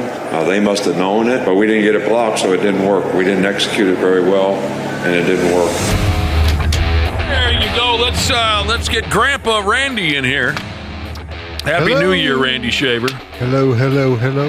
Somebody told somebody, and then they passed it on to us. They said you've become a grandfather for the second time. I did. Congratulations. That's awesome. How does that happen? Yeah, take us sit through down, it. Nick. Let me explain it to you. How the hell does something like that happen? It's a miracle. You're a grandfather for the second time. That's a hell of a deal. What flavor is this one? This is a boy. And he's got an awesome name. What's Do you the mind name? sharing it? His name is Rocco Lee. Rocco. I love it. That is so cool. That's badass. Rocco? Rocco. Like the Twins skipper. That's right. Or the famous pizza-making raccoon, Rocky Rococo. Well, not really, but Rocco! Wasn't Rocky Rococo Pizza? Their mascot was a raccoon. That's true. I love it, Randy. Well, tell everyone involved I said thanks, or not thanks. Well, yeah, thank you for that. How about congratulations? Yeah. Thanks for the imagery. What's the word? Congratulations, yes. Yeah. Boy, you're an old-timer now, man. Multiple grandkids. I'm not going to be as tired as my son and his wife, I'll tell you that much. Oh, yeah. Well, we know what's making them tired at this point. Other one now? 15 months apart. Oof. Yeah, we know what's got them tired. They're busy. Yeah, they are busy. Well, that's great stuff, Randy. What else has been going on? How was your Christmas? Was it wonderful? It was great. Yeah. It's good to hear. Kids were home. Everybody was here. No drama. No. It was great. No violence. No violence. No. How about you guys? There's very little violence. Good. There's always a little. Just enough. Yeah. Just the right amount. To keep everybody in line. No, we had a good time. We had a lot of time off. We're just getting warmed up into the regular work routine. You know what I'm saying? Right. Yeah. I know what you're saying. You know what the hell I'm saying. Talk about the battle of the unwatchable douchebags yesterday afternoon at the Rose Bowl. What? The battle of the unwatchable douchebags is if what you're I said. talking just about the coaches, I Well, of get course that I'm to talking some about the degree. coaches. I'll tell you what, those 2 football games yesterday, man, fantastic. After years of these playoff games being blowouts, and the semifinals have been blowouts when they first started doing this. Now, last year it wasn't, but this year, fantastic. Mm-hmm. They went ahead and played those 2 big old college football semifinal games at the Rose Bowl. The stupid University of Michigan beat the stupid University of Alabama in overtime. It was an exciting game. I can barely stand the sight of Harbaugh and Saban. You guys know that already. You know that already. Wow. And at the Sugar Bowl, was anyone able to stay up and watch the end of the Sugar did. Bowl? Wow. Fantastic. University of Washington beat Texas. I only caught a little bit of that game. That game should not have come down to the way that it finished. With the injury that happened to the Washington player, the running back that stopped the clock, and then the stupid penalty on the punt return where the guy, I don't know what he was trying to do. So there was some controversy there? Oh, well, I wouldn't say controversy because he just made a bonehead play on a punt return and running into the receiver of the punt. Okay. It's a long snapper, too. What the heck is he doing down there? Just Boy, stay he can away. get down the field quick. I guess. Yeah. We'll have to ask Andrew a little bit more about how you snap that ball and run like the wind. But it was just a great finish and a really good football game. That Michael Penix was just fantastic. I have had a chance to watch him once or twice, the quarterback for Washington. He's a interesting, entertaining, talented kid. So I believe next Monday night, those 2 winning schools will play for the whole kit and caboodle. After all the controversy of, Texas and Alabama getting in, we end up with the 2 best teams, which is great. Okay. Which is great. So I was shocked to see Georgia beat Florida State like 63-3. Remember how many guys nobody left. That was brutal. Florida State had so many people just hit the transfer portal. Oh, they did. They had like nobody left. They would have suited Wappel up. I felt so bad for that team. You go undefeated and then you don't even make it into the semifinals. Well, once they didn't make it into the they didn't make it into the Final Four, the kids that they just abandoned ship. See ya. Which is again, the transfer portal is just changing college sports so fast it's just not even funny. So I watched a little bit of the Rose Bowl with Michigan and Alabama, as much as I could stomach. I didn't see much of last night's game. I just thought it was great that I got a text message last night at 8 o'clock here at the radio station. You can text us anytime during the morning show, 651-989-9393. If you text us at 8 p.m., we're not going to see it till the next morning. So I just love the passion of this listener. Even though he knows we're not going to be getting those text messages at 8 o'clock at night, he sent it anyway. Nordy Jesus, you guys tell me exactly what he's referring to, because I saw a little bit of these games, but not a lot. Nordy Jesus texted and said, I don't give a damn if it's 8 p.m. the day before a show, the night before a show. F Michigan for being chicken dicks and playing it safe at the end of regulation, and F Alabama for that idiotic final play. Well, there's a bad snap on that final play that didn't help the cause. I watched the center for Alabama had a tough time getting that football back to his quarterback. Yeah. They had 3 or 4 just poor snaps. What the hell's going on? You're in the championship game. You can't be doing that. So anyway, next Monday those schools will play. ESPN showed a gal's boobie on television last night. They sure did. Oh, really? I missed it. Yeah, they showed did a boobie. apologize. They apologized for that? Was it exposed during the game itself? Well, yeah. I mean, sort of. Okay. Sort of. It was Bourbon Street, so I thought maybe it was like a... Well, it was Bourbon Street. Oh, it was on Bourbon Street. Yeah. It was that makes sense. One of those shots where they show the city and stuff. Yeah, I don't know how do you prevent something like that? Well, that's normally on tape. That's normally not a live shot. Really? Well, normally they take those videos, right, ahead of time. Right. Yeah, so it got through a lot of people then. During maybe it was live though. Well, they did say it might have been. It said you they need to be more careful about airing such footage without editing it first. So that means it's recorded, I guess. Yes. Right? I mean, it wasn't terribly obvious. No, the not at gal all. just pulled one of her areolas out of her shirt just for a brief second because they're going for beads. If you don't know how they work down there on Bourbon Street, there's folks up in the balconies with colorful beads, and gals show their boobies for them. I don't think she even knew she was on camera. No, she didn't. She was so distracted looking up. Yeah, I don't think it was something where she was doing it on purpose. So last night during the Sugar Bowl, they were returning from a commercial break, and they showed some footage of people walking around Bourbon Street, and one of the women happened to pull down her top and expose her boob just as the camera rolled on by, and the areola made its way onto the telecast. That's what happens on Bourbon Street. I've been down there during Mardi Gras a couple times. It's buck wild. Going for beads, bruh. Going for beads. I think my favorite thing about that video is when as soon as she pulls her top down a little bit, there's a kid in the stroller walking right by her. Yeah, oh, that's true. He looked hungry. Yeah, he was kind of looking at that is it lunchtime already? One time I was down on Bourbon Street with a buddy of mine's wife and other people, but at that particular moment I was just standing with my buddy's wife. And we were up on one of those cool-ass balconies right in the heart of Bourbon Street, and she said, okay, because, you're my husband's friend, look away for a minute, she said to me. I'm going to haul them out so I can get these beads. But you know what happened, Cubby? You didn't look away. I looked anyway. Yeah, you did. Yeah. No way. Did you have extra beads for her? Here you go. Here you go. Yeah, Dana and I watched that video a couple hundred times each for show purposes. Yes, exactly. Just research. Speaking otherwise about college ball games, well, I thought it was kind of funny that the Iowegians got shut out 35-0. Jeez, unbelievable. Hey, but their punter got the record, though, so happy for him. He got what record? The most punt yards in NCAA history. Oh, yeah? That guy's going to get drafted, by the way. Oh, that guy's really good. He's got all the experience in the world. Coming of Ray Guy. Ray Guy. A lot of you folks don't even know who the hell Ray Guy was. Randy Shaver and I. He's really good. Other college football stuff. The First Responder Bowl. Did anybody tune into this one? It was Texas State played Rice. No. No, I was busy. Randy Shaver, what former Viking quarterback went to Rice? Oh, I don't know. Oh, come on. He's one of the one of the all-time greats. Oh, Tommy Kramer. Tommy Kramer. All right, so Texas State played Rice. Nobody cared, but here's why I bring it up. Texas State fans drank all the beer on their side of the ballpark. You know how they separate? They put one set of students and fans on one side of the ballpark, and they put the other, right?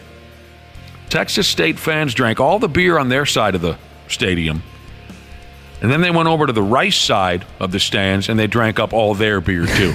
That's impressive. By the time 5 minutes had elapsed, in the third quarter, the stadium was completely dry of beer. Oh, no. That's never good. And they're giving all the credit to the Texas State fans. Said they were just sucking them down like Stone Cold Steve Austin. I think I would need that many beers to watch that football game. Yeah, you might want to be a little gooned up for that one. Yeah.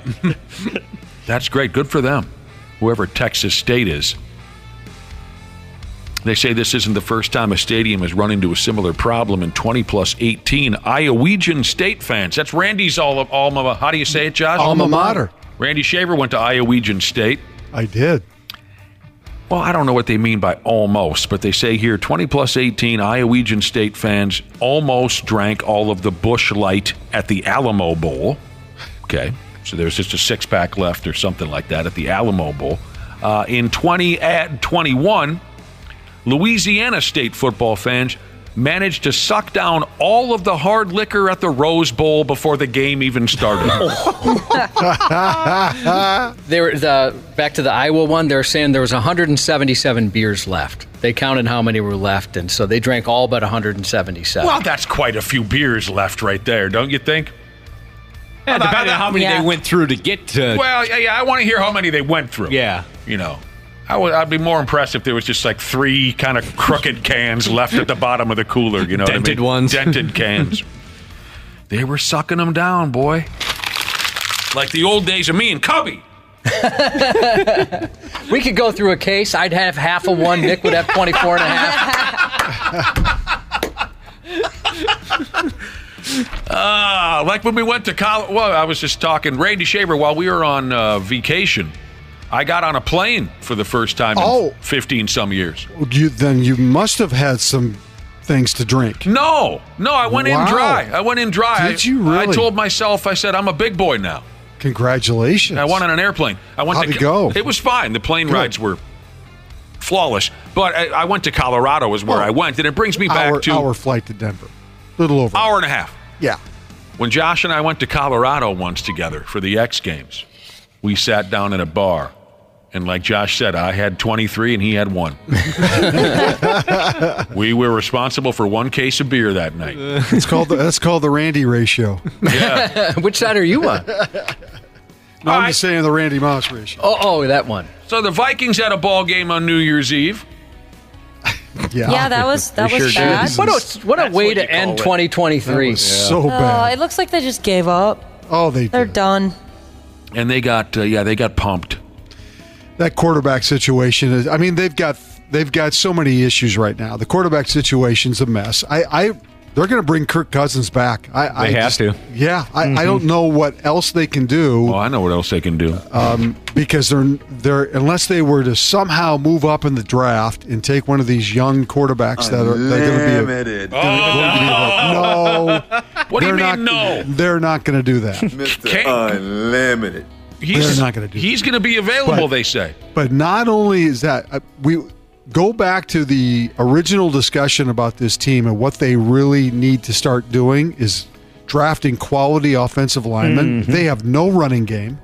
Their running game is the worst in the NFL. This is after they made decisions not to bring back Dalvin Cook, which obviously was the right choice because he did nothing for the Jets. But their offensive line needs to continue to get rebuilt. And then in the last 4 or 5 weeks, their defense has just disappeared. It has just not been the same defense that we saw earlier in the year. Boy, it was sharp earlier in the year. It really was. They were running teams over earlier in the year.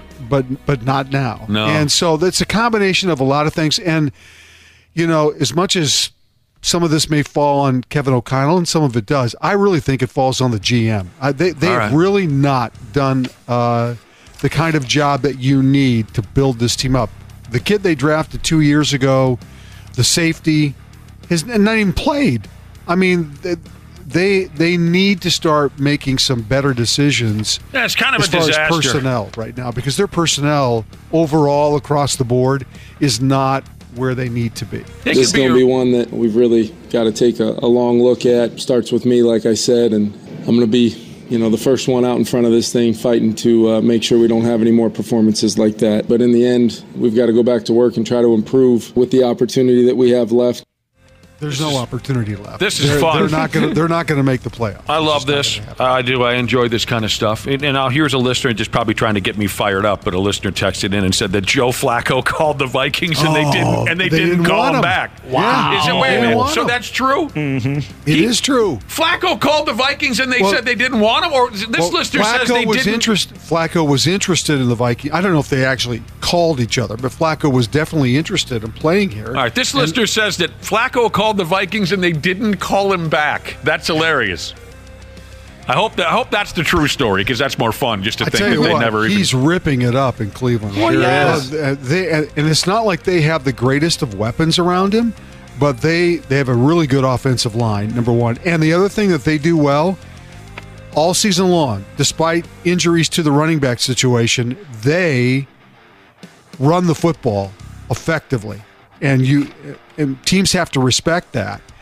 I mean, think about this. Nick Chubb blew out his knee or whatever he did. Wasn't it the first game of the year? Yeah, his leg fell off. Yeah. And they've still won 11 games or whatever it's been. So that's my team to win the Super Bowl. You guys know that. Joe Flacco, man, they love him in Cleveland. Oh, my God. Absolutely. What a great story. How could you not? Cleveland loves the crooked, broken old hero. You know what I mean? Testaverde, yeah. all those guys. That's why they love Bernie Kosar. Yeah, Bernie Kosar. The guy could barely cross the room without hurting himself, but he got the job done. That's why they love Vinny Testaverde. Joe Flacco's that same type of guy. And as you guys know, I made a bet there at Turtle Lake, Wisconsin. If the Browns win the Super Bowl, I'll win $600. Not that that's a lot of money for a guy like me. That's still alive, baby. That's right, Randy Shea. Good for you. Oh, the Vikings are having a good time. Kevin O'Connor's having a good time. I don't think they are. No, they seem I very know none miserable. of us were watching it. That's for sure. It's heartbreaking that, Kirk Cousins did the skull chant thing, and then we just lost like that. Oh, I wanted to That made it throw a worse. turd at the television when I saw that. Oh, what? What, shirtless? The Oh, chain, his so kid takes off good. the shirt. You I loved am it. so tired of that stupid gimmick.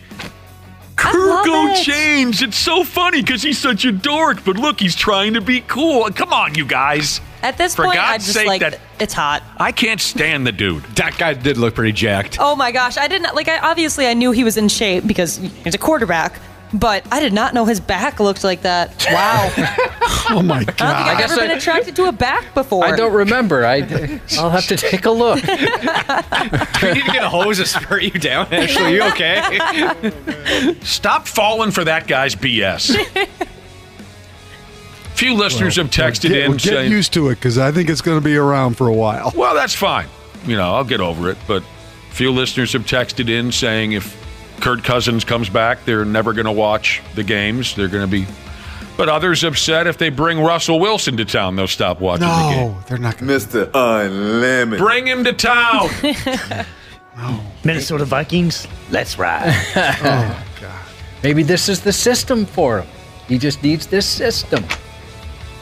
And Russell Wilson is just such a cheesy, phony sumbitch. He does seem very fake, very just kind of manufactured, PR-wise. So I don't know what would aggravate me That's more. the kind of guy where fame really kind of went all to his head. Right? Oh, yeah. I mean, because I don't at Wisconsin he wasn't like that, and when he started early on in Seattle he wasn't like that, but Yeah. it just kind of blew up. Yeah, yeah. I don't know what would aggravate me more, to see Cousins' dopey ass with his stupid gimmicks again, or to see Russell Wilson's cheesy bit. Well, the Vikings really have a maybe decision they'll play on to the same team. Maybe they'll play together here in Minnesota. They really have a decision to make. The decision is: do we continue to try to be competitive with what we have, because I think it's going to be difficult, or do we blow the whole thing up and basically try to rebuild?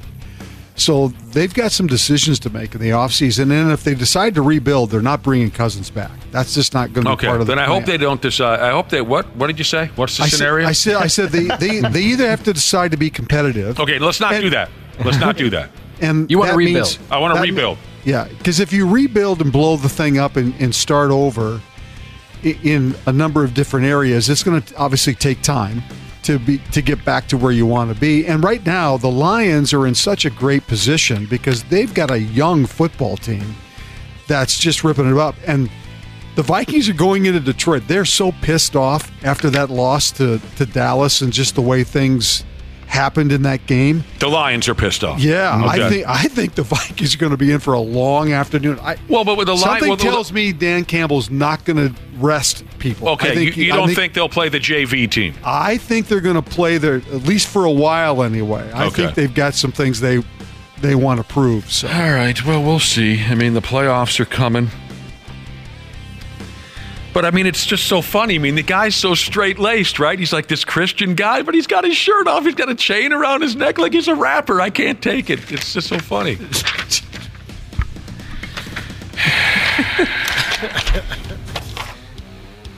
Playoffs are coming. Oh, and we got another week to sort this all out, but there's a big article I was reading yesterday about, who's clinched this and that already. The Ravens have clinched the top seed in the AFC. that's correct. The Niners have wrapped up the top seed in the NFC. They did, thanks to the Eagles' collapse here over the last month. Okay. This and that is happening. We got another week to figure this out. Yep. So there you go. Oh, we had heard before that the Carolina Panthers owner was a friggin' clown. What's his name? David Tepper. He showed it the other day. There's a video going around that appears to show the Panthers owner, David Tepper, throwing a drink at Jacksonville Jaguars fans during a Carolina loss at Jacksonville's ballpark here a couple days ago. He threw the ice out of his cup down onto some Jacksonville fans from his luxurious suite. And then he spiked his drinking glass and walked away. Such a douche. You can see this on 93x.com. Embarrassing. Yeah, that's not a great way to end the season for it. It's already been a disaster with the Carolina band. Yeah, but the Bears are cheering all the way to the bank. Mm-hmm. Oh, right, because they gave up the number one. Yeah. Mm-hmm. Right. You would think that Carolina would be in line for the number one pick, but they already traded that to the Bears. Is that what you're saying? That's correct. Yes, that's and, right. And it's guaranteed to be the number one pick now. So, hey, Wapple. Yeah. What do you think of this slogan? We were talking about the Vikings possibly going after Russell Wilson, Mr. Unlimited, because the Broncos are likely done with him, and he'll be available. oh, they definitely done with it. Yeah, okay. What do you think of this slogan? Russell Wilson quarterbacking the Vikings. Let's sail. Oh, my God. Anybody on board with that? Josh, let's sail. Yeah. I saw that text. I love it. Okay. I could see that. All right, Babyface I'm on board Destroyer now. Bring him Jesus. Babyface Destroyer Jesus thinks we should go with Let's Sail.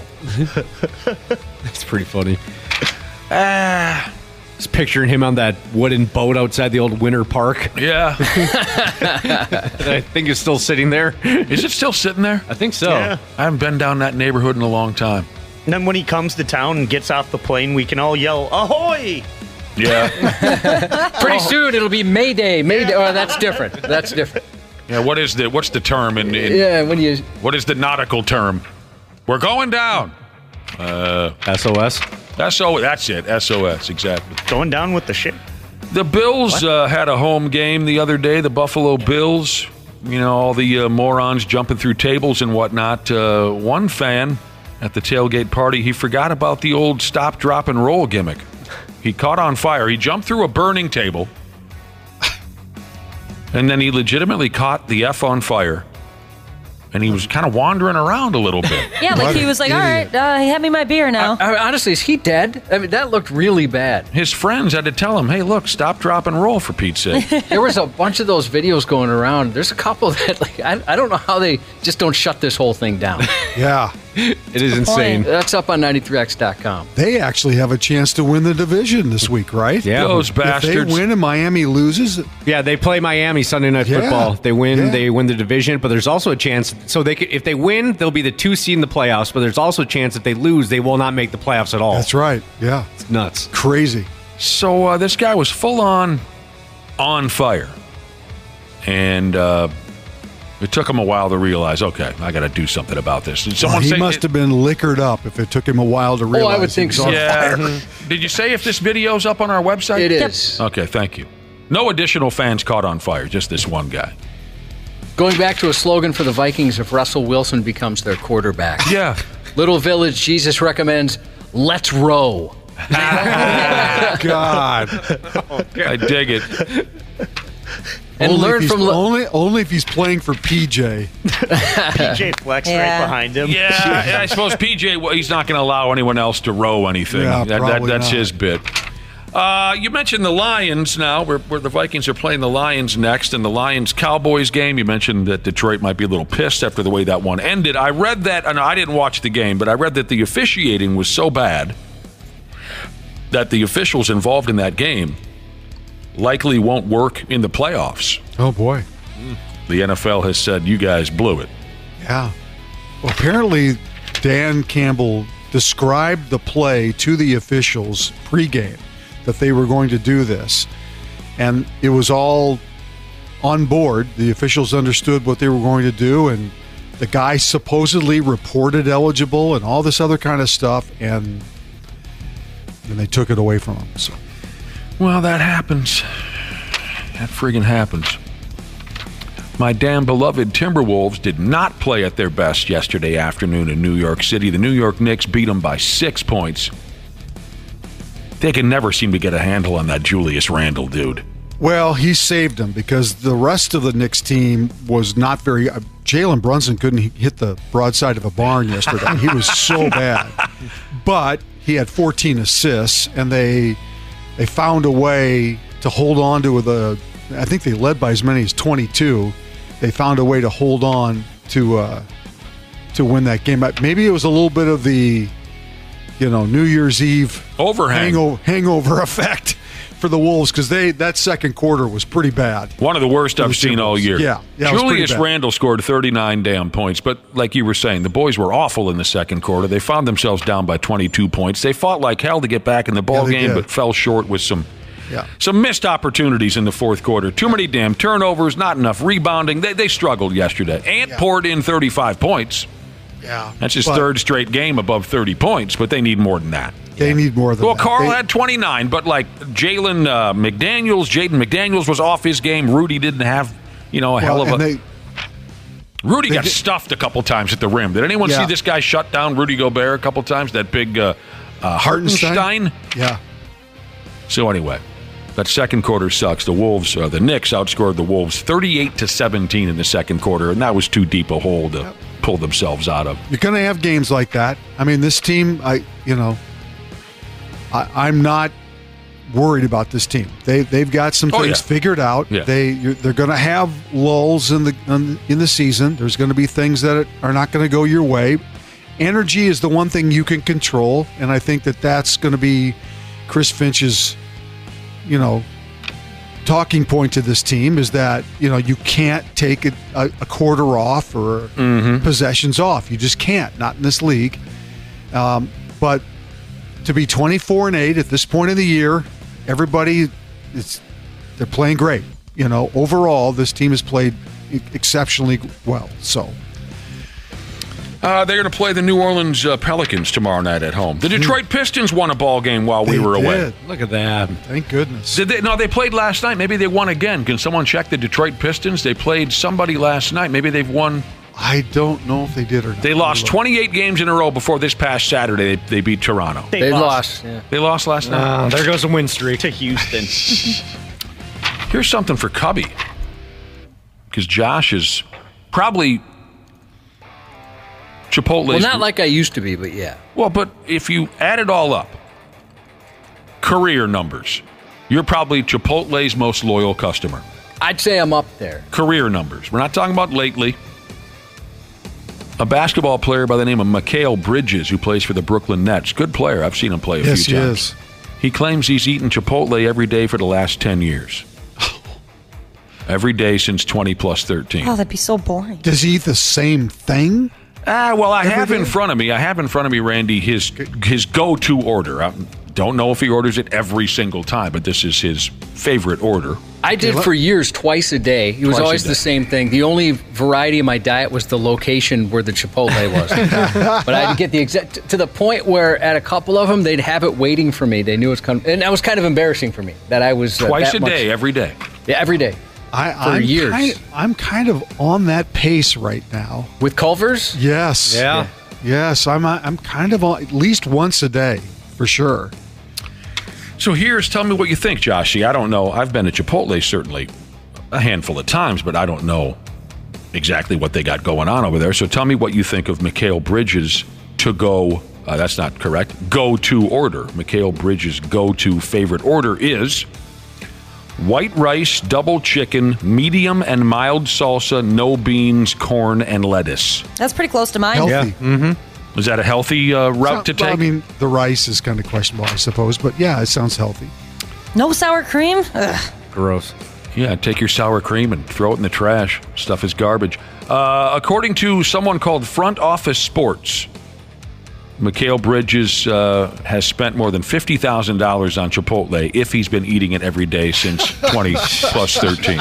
I wonder if they're going to give him a card, like a member card. Yeah, I bet he's going to get an endorsement out of this. I had one for a while, and I got a plaque from the founder of Chipotle. That's cool. That I had on my wall for a bit. You used to be there was a time when Josh really couldn't talk about this. He'd get too emotional. They gave me a title. This is true. They called me a master burrito ambassador because of my love and obsession with it. Man, I would just go around introducing myself with that title all the time. Well, we're different guys. That wasn't something I wanted to do. That's pretty cool. Every day for 10 years. Guy knows I'm what going he to bring likes. that plaque in tomorrow so you guys can see it. I would love it. I have to make a note. He knows what he likes. Oh. All right, I got something here for you that I think you'll really like. The current champion chess player in all of China. I'll tell you about him in a minute.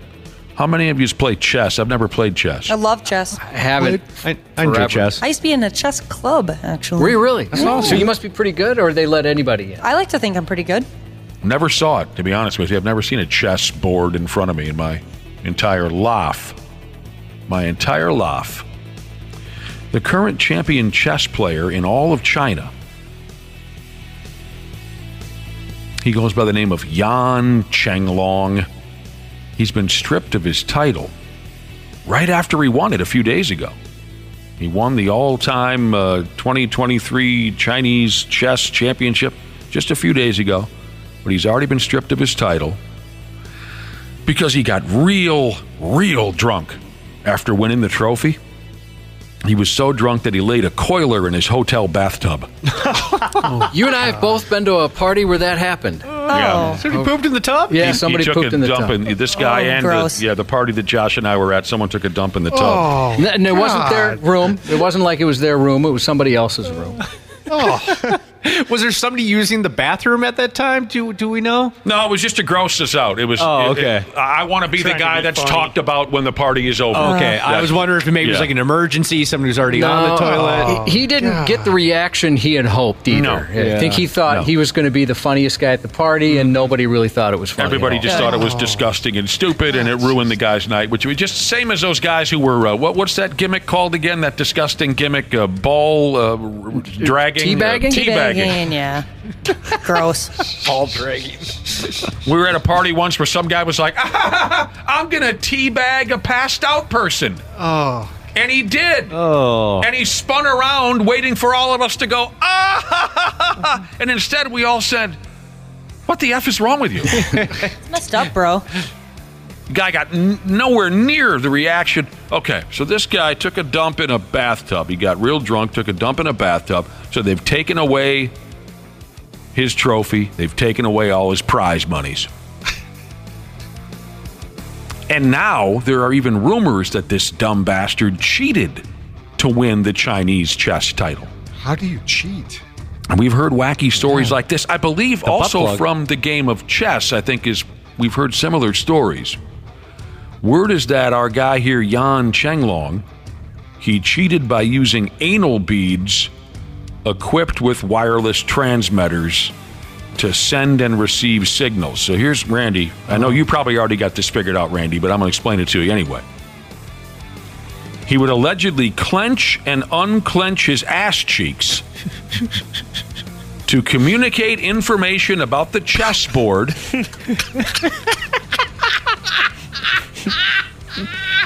I'm practicing right now. Are you? Like 2 squeezes for this Move setup. the pawn, 3 for the king. He would send these. What? He'd clench his ass cheeks to send information about the game he was looking at to a computer, which would then send back instructions on what moves to make. That is insane. Dedication to your craft. I thought maybe he was sending it back to like a different like live human being. No. I was going to Yeah, say, but why wouldn't that human being just play chess then? That was the other guy. Wasn't there some other guy? There was, yeah. He had the vibrating butt plug as Yeah, well. and he said, he goes, I'll play naked if I have to prove that I'm innocent. That guy, Ashley, whoever that guy was, he had a live human being on the other end of his anal bead buzzing.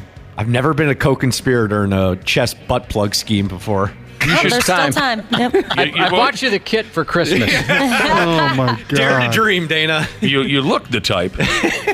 But this guy was just dealing with a computer, not a live human being. But none of that really matters because he's already been stripped of his title and banned from playing chess for a year because of the bathtub deuce. These other rumors, they're not going to hurt him at all. I mean, they'll hurt his reputation, but he's already had everything taken away from him. Well, it all comes together, though. What happens in the bathroom and the plug. Maybe he just couldn't hold it anymore. I would have gotten away with it if it wasn't for that bathtub deuce. Maybe the plug kind of loosened things up, and there's nothing he could do. Yeah, I bet. really. Yeah. I don't know how that works. Sure you do. I'll find out. That's terrible. On that note, terrible for that guy. I'm trying to think of what I would want to win so badly that I'd go through that amount of effort. Right. To come up with a system. It would have to be millions and millions of dollars. Yeah, it couldn't just be glory in No, chess. no, Yeah, it would have to be a lot. I don't Not know what even- the purse is for winning something like that. No sports are that important to me, but let's say millions upon millions upon millions of dollars. If I could trick you with some vibrating anal beads, hell, I'll give it a shot. Yeah. To where I'd never have to work or move a muscle ever again. The Man Bear Pigs have a home game tonight against the Calgary Flames. They're going to go ahead and drop the puck at 7 o'clock and watch it on, Bally Sports North. Don't plan on seeing old Phil, the goalie. Yeah. Or the Russian kid. Both turned up injured during this past Saturday's game in Winnipeg. It sounds like Phil is in worse shape. The Russian kid might... Phil's on injured reserve. And those are two pretty solid players for that club. Yes, they are. But it sounds a little worse for Phil. Flower can't do it all. They're going to have to figure out a backup to LaFleur. Well, they called up a kid named Zane McIntyre from the Iowegian club to back up Mark the Animal Andre Fleury, who recently played in his 1,000th game. Yes. Sunday. Big milestone. I think he's the fourth goalie to ever do that. Mm-hmm. He's the fifth. Oh, he's the fifth? Yeah, the others were Martin Brodeur, Roberto Luongo, Patrick Waugh, and Vince Chernelia. Okay. He played in the game Sunday against Winnipeg. That was his 1,000th game. It means a lot, and obviously the fans, there's something, to be on the ice and having, 18,000 people cheering. Something I don't think you can get those goosebumps or feelings, after hockey, doing anything else. I was telling Josh earlier, I had no idea he sounded like that. I was thrown by it too. He's way more French than I thought. I mean, obviously, I know he grew up in French Canada. I just didn't know he still had the... Kind of reminds me of the old days of listening to Jacques Lemaire press conferences. Oh, yeah. The guys, the power play was not... This reminds me of Slapshot. Yeah. Jacques was just so monotone. Yes. And the power play did not get going. So we put the puck on net, and the guys, they skated down and then came back the other way. The NHL put on one of those silly outdoor games yesterday. They love that bit. Yes. They love playing hockey games at football and baseball I can't stadiums. wait for them to do the outdoor game in Vegas. That's what I'm waiting for. It'll be Vegas against Arizona. Well, didn't they already try one in Arizona and Vegas? I swear to God, they already did that. The ice, they were worried about the ice because it was going to be too hot outside. Yeah. And it was that would make sense. It was too slushy or something like that. I think they already went that route. But so yesterday or the day before, whenever this was, the completely unnecessary Seattle Kraken hosted the Las Vegas Knights. Deep, deep, deep rivalry there. Goes back decades. Yeah. They played the game where the Seattle Mariners play their home baseball games. Somebody won, somebody lost. It doesn't really matter. What folks have been talking about is the intro for the Seattle club as their players are walking out towards the rink. It's a long friggin' walk from the stinking Mariners dugout all the way to the rink out there in the middle of the ball field. So they're walking on some red carpet. As the players are walking out towards the rink, members of a local fish market there in Seattle tossed big fat fish over the players' heads while they were walking the aisle. Yeah, I think that's that. I love that. Yeah. Yeah. I've been in that place. Have you really? Mm-hmm. Yes, I have too. Oh, cool. It looks cool on TV. I imagine it's cool seeing that. Yeah. I saw a tweet that said, nothing better than the smell of fish mixed with a hockey smell. I actually think they showed up in those outfits. They were wearing them. You're right. The players. They're so cute. I love it. They showed up wearing what? Wearing the overalls, the orange The waders overalls. and the waders. Like a fisherman. Mm-hmm. Okay. The video's on 93x.com. So that's what it was funny. It was perfect for, the neighborhood that they play in with all the fish markets and whatnot and the way those guys can chuck those fish back and forth. On top of that, while the players are walking out and the fish are flying, one-time famous rapper Sir Mix-a-Lot, who is from Seattle, he hit it big a few years ago with the song Baby's Got By God Back. Sir Mix-a-Lot was there, and he sang his 1996 version of the song Jump On It as the fish were being tossed. Oh, fun. Randy Shaver probably remembers that song back in 1981 when the Sugar Hill Gang played. They were the ones who I think originally played Jump On It. Sugar Hill Gang. I remember those days. Oh, yeah. I remember when I first heard The Message by, don't tell me, don't say it, Grandmaster Flash and the Furious Five. The Message. You guys know that one? No. That was like the original, it's credited as one of the original rap songs ever. It's like a jungle sometime. It makes me wonder how I keep from going under. Ba-boom. Nobody? Of course. Oh, okay. Yeah. Sorry. Boom. Ba-boom. It's like a jungle sometime. It makes me wonder how I keep from going under. Ba-boom. Sir Mix-a-Lot. He always came off like a real nice guy. Yeah. Mm-hmm. I'm glad he got some time there at the hockey game. Credit to him for bringing awarenesses to large bottoms everywhere. Well, Yeah, that's true. I guess. Queen sang about it way before there was Yes. Sir Mix-a-Lot. I was thinking more of my generation, I suppose. Sorry I blew up. It looks like the hot weather winter God. classic game was in Dallas. All right. Do you have the temperature? Sorry to put you on the spot. No, it doesn't look like they have that.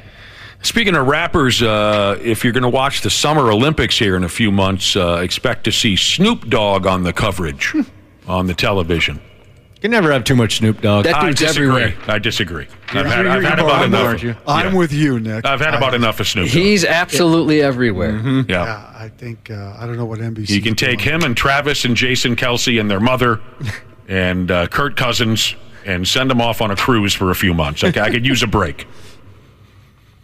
But Snoop Dogg will be there for the Summer Olympics, Randy Shaver. Yeah, in Paris.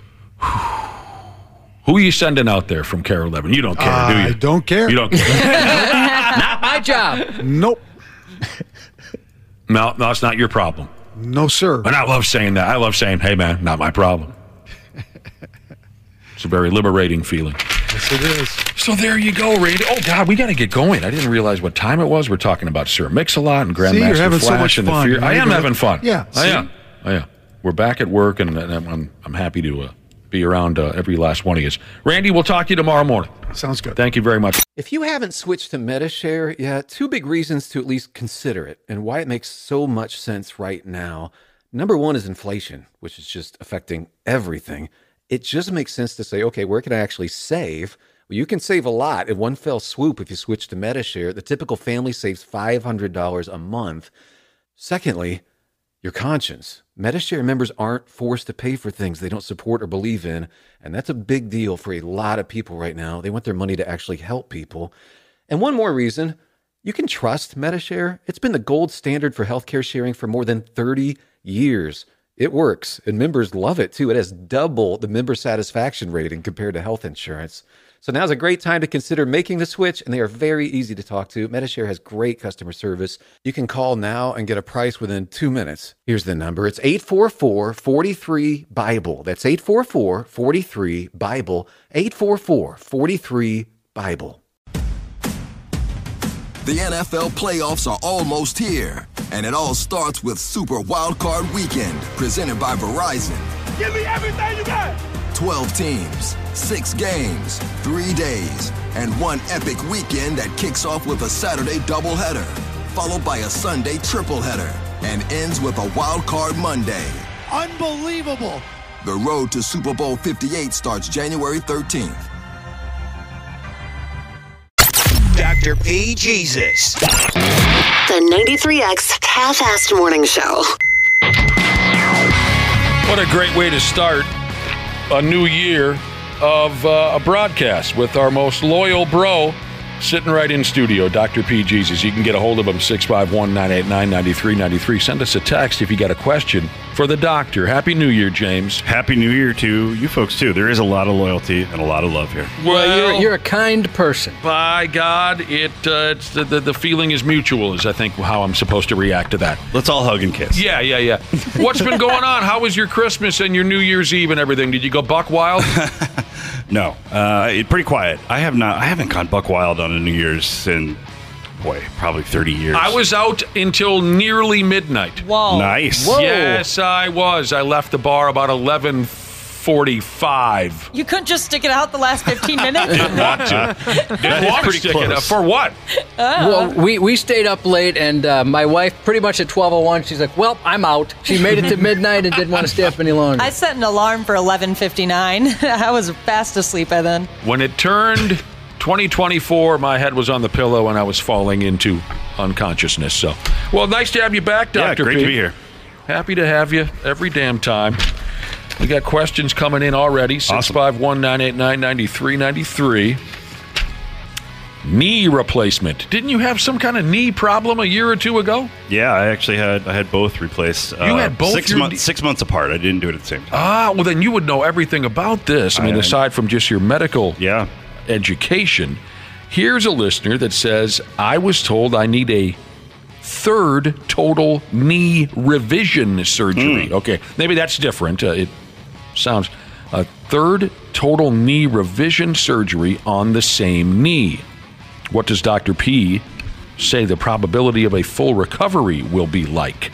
Boy, that's tough. I mean, so that means, well, third revision. Let me finish this now because there's something I left out. Yeah, I have RSD in the leg from the first implant. I'm in good shape at 53 years old. What does he mean there, RSD in the... I assume he's talking about reflex sympathetic dystrophy is what it's called, although the new name of that is not that anymore. But basically... What's the difference between a knee replacement and a knee revision? Basically, if you... After you've had a knee replacement, if it fails, then if they have to do it again, it's a revision. So it means, it's one thing to have it done, to have that hardware removed and more hardware put in, and then have it fail again, and now fail again. Okay. So something is very not, well, obviously it did not go well. That reflex sympathetic dystrophy, it's completely escaping me the modern name of it, but it's an unusual thing that can happen after an injury or surgery where kind of like it's almost like the area of the body is not tuned in correctly. Like the nerves don't work normally. Like it might be sweaty while the rest of you is normal. You usually have weird pain. It's like the blood flow doesn't act normally. It really is just a mess. I mean... Probably, this guy sounds like it's going to be a difficult recovery. It is, and I just wonder what's going on. The Why joints does it are keep supposed going to last wrong? for 15, 20 years, even with aggressive pickleball use. But truly, which you definitely qualify for that. I am getting my money's worth out of mine. But yeah, to have it fail that many times, that's when you absolutely need to be getting a second opinion from another orthopedist, probably, honestly, a third opinion, maybe. And really working with, I don't know how many surgeons there are around. This is not the kind of person that orthopedic surgeons look forward to doing operations on because the odds of it going well are low.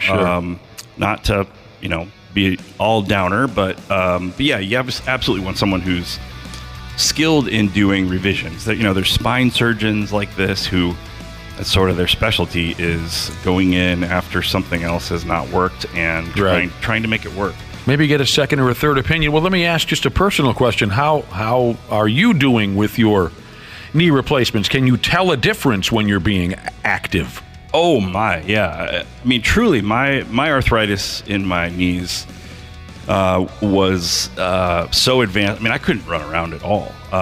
What about typical day-to-day walking around? Terrible. Yeah, terrible. So it's a grand improvement. Oh, yeah. Yeah. I would, getting out of a chair, going up and down stairs, even just walking down a hallway. Well, that's great to hear. How hard can you Rochambeau nowadays? Oh! That's a big question. Real hard. Here's a 28-year-old who already has high blood pressure, he or she says. Is it worth getting on high blood pressure medication? I'm on sertraline, have anxiety issues, and I feel like my blood pressure is related to being anxious almost all the time. Interesting question. Well, let's see. Anxiety can, probably cause some elevation in your pulse and your blood pressure, but usually not consistently enough that you would be handed a diagnosis of high blood pressure. So it's the cutoff for high blood pressure, is generally higher than 140/90 for most people. If you have other conditions, that might change, or if you're older, if you're later in life, it may change. So if you're consistently above that number, I mean, unless there's something that can be reversed, either through exercise, diet, weight loss, changing a medication, then you normally do want to be on a blood pressure medicine, just because prolonged exposure to high blood pressure or high pressures in the arteries leads to premature atherosclerosis, which is, hardening of the arteries, and that affects all your organs, primarily heart, kidneys, all that. So yeah, it's if they're telling you have high blood pressure and you've tried a couple things and not made a difference, there's a lot of medications that can be used for blood pressure. Some of them, I mean, there's one, propranolol, which is not used a ton for just blood pressure, but it actually happens to help with anxiety a little bit too.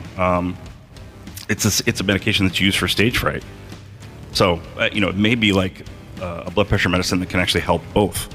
Could the sertraline affect your blood pressure? Grover, before Wapple was born, Jesus said he was on sertraline. For a couple of years, his blood pressure increased because of the meds. At least that's what he's believes. I mean, I think it's possible. There's other ones like Wellbutrin, which is a common antidepressant that is maybe a little bit more notorious for causing a little bit of elevated blood pressure. But, if you look at the side effect list for any medication, it's usually sort of an infinite long list. So it's some of those commercials are insane. Where they, they need like double the commercial time to list all the side effects, and some of the side effects sound worse than the condition at times. I mean, they can. Yeah, the only commercials longer are those gambling ones. Man, there's a lot of caveats with that. But yes, obviously, drug commercials, they are required to list off stuff to not make it sound like paradise. But yeah, so it's possible. So, that would be the other thing. If your anxiety is not that well controlled on sertraline,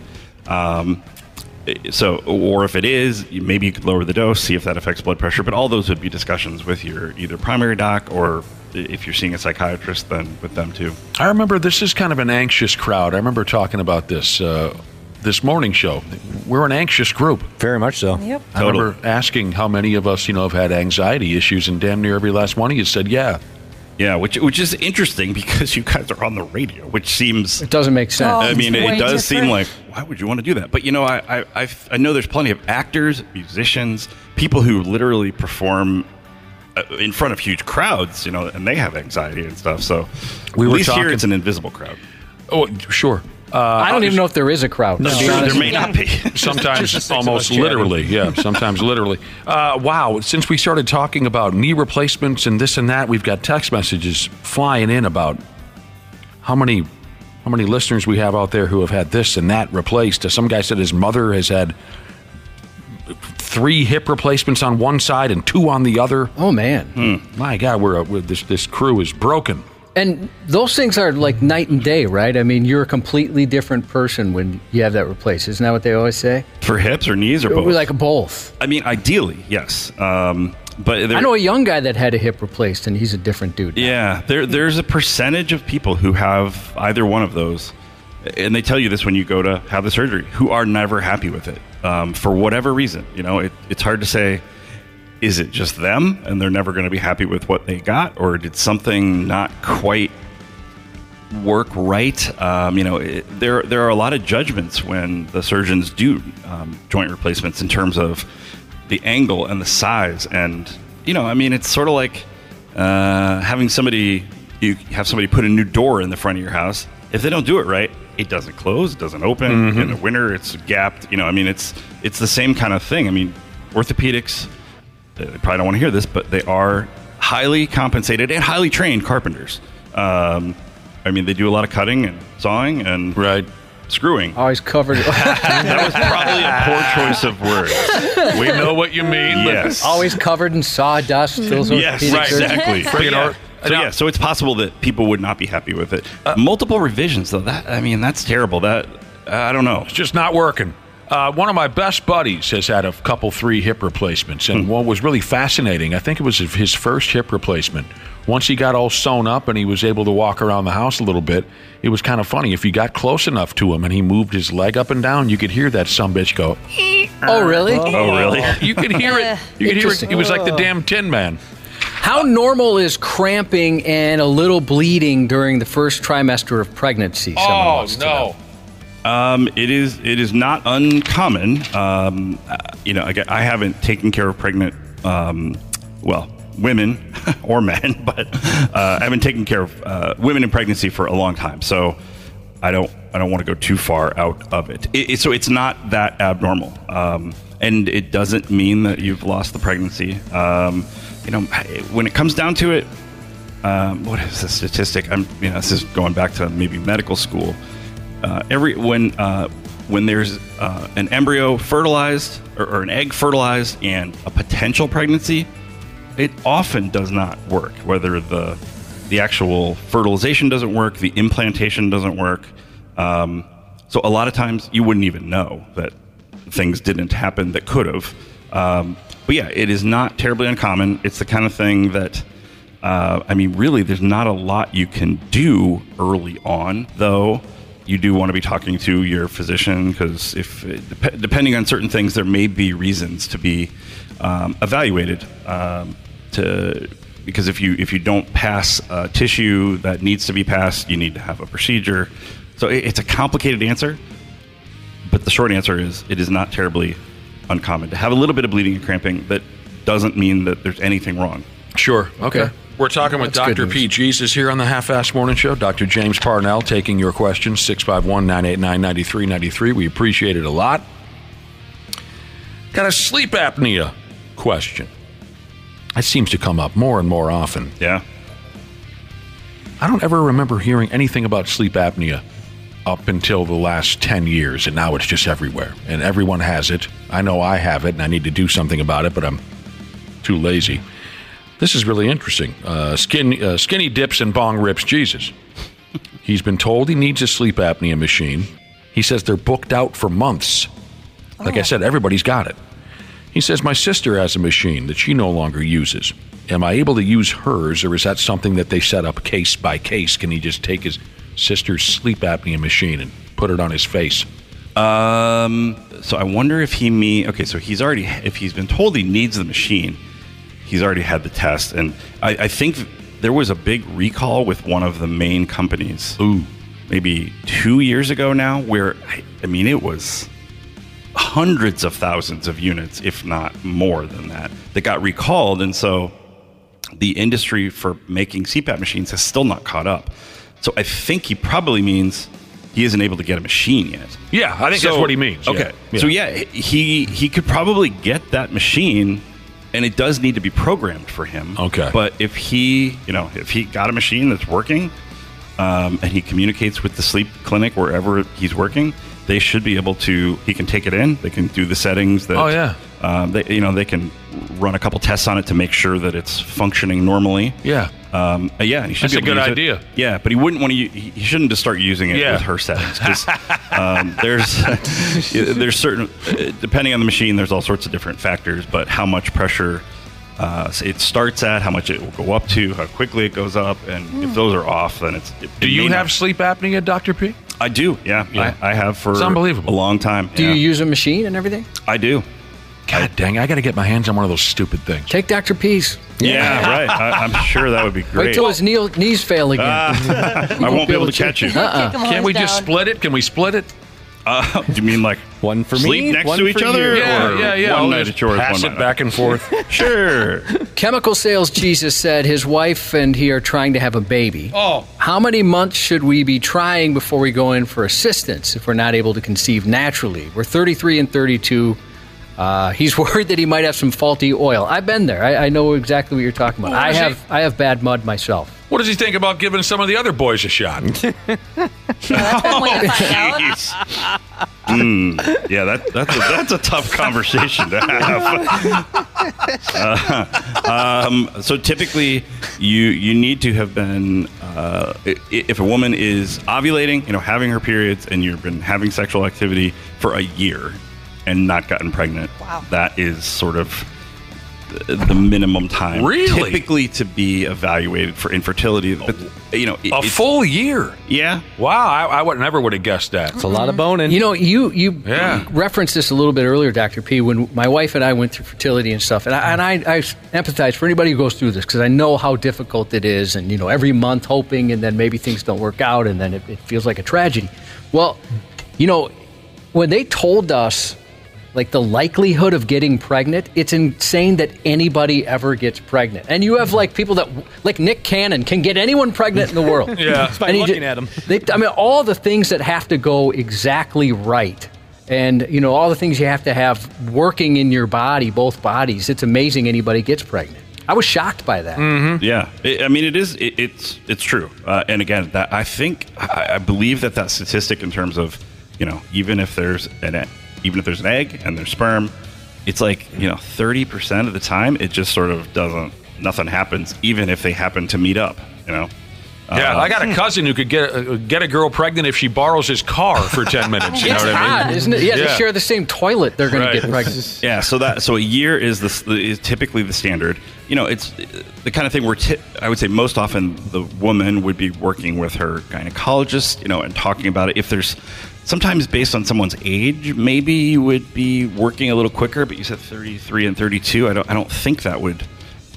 Because the problem is if you do it sooner. I mean, as you know, Josh, it's not like, okay, here goes the evaluation and here's the treatment and you've got a baby. It's a prolonged, expensive thing that also doesn't guarantee that you get pregnant. You want to give it the old college try. Cubby was pumping back and forth like a damn sewing machine. Yeah, to the point where, like, you just don't want to do it anymore. I mean, you're just like, God dang, we got to do it. It's like a chore. It sounds ridiculous. It sounds like a problem you want to have. Right. It's not. Yeah, and I know we've talked about that on here too. Just the stress that this kind of thing causes in a relationship is unbelievable. I've not had it personally, but I have had many patients where you just sort of see their marriage almost falling apart because the resentment and sort of blaming in each the back other. of their mind, thinking it's your fault or mine. That's so tough, man. So yeah, typically a year, but if there's particular specific issues, then possibly sooner. But that would be a conversation with the gynecologist, typically for the woman, and then the gynecologist can even order a semen analysis for the guy if there's a real concern, like did he have an injury? Does he only have one testicle? Does something that makes it maybe even more likely that things aren't gonna work? Man, there's guys out there who got to have sex with the same woman for a full year. And a lot. What a nightmare. Unbelievable. Dr. P. Jesus. The 93X Half-Assed Morning Show. Yeah, we got one of our main broskies in studio, Dr. James Parnell. Most folks know him by the handle of Dr. P. Jesus. He's taking questions from our listeners if, in fact, they have a health issue. The number is 651-989-9393. My life partner, Cubby, over here, he might even be able to help out with this one. He knows a thing or two about this kind of thing. This listener says, I've been recently diagnosed with epilepsy. They've done so much testing and have not found a cause for the seizures. I'm on medication and haven't had a seizure since I started taking the medication. But is it common for them not to find a cause for the seizures, Cubby and Dr. P? I'll let you go, Dr. P. It is not uncommon, yeah. I mean, you have imaging of your brain to look for a tumor or an abnormality that would explain it. But I would say, I believe most of the time, you don't actually find anything that's causing it, which is in some ways good because you don't want to have a brain tumor or a blood vessel that's, going to burst or something like that. They did a scan on my brain. You know what they found, Dr. P? An old bucket. And then everyone in the office started calling me Buckethead. Really? It was terrible. You should hear him shred a solo. It's incredible. Oh, right. On his head. I didn't even mean to make a reference to that stupid guitar player. Anyway, go ahead. So it is. I'd say it's not terribly uncommon. I mean, the EEG will find an area of the brain that seems to be the focal point to starting the seizure. I'd say that's not terribly uncommon to be able to localize it a little bit, but ultimately it doesn't really. For most people, it means they need to be on medication. If you have very difficult to control epilepsy, you're on multiple anti-epileptics and you're still having seizures, then there's a whole host of other things that can be done, including surgery, implants. The guy shouldn't worry any more than normal if the doctors don't exactly know the source of the problem.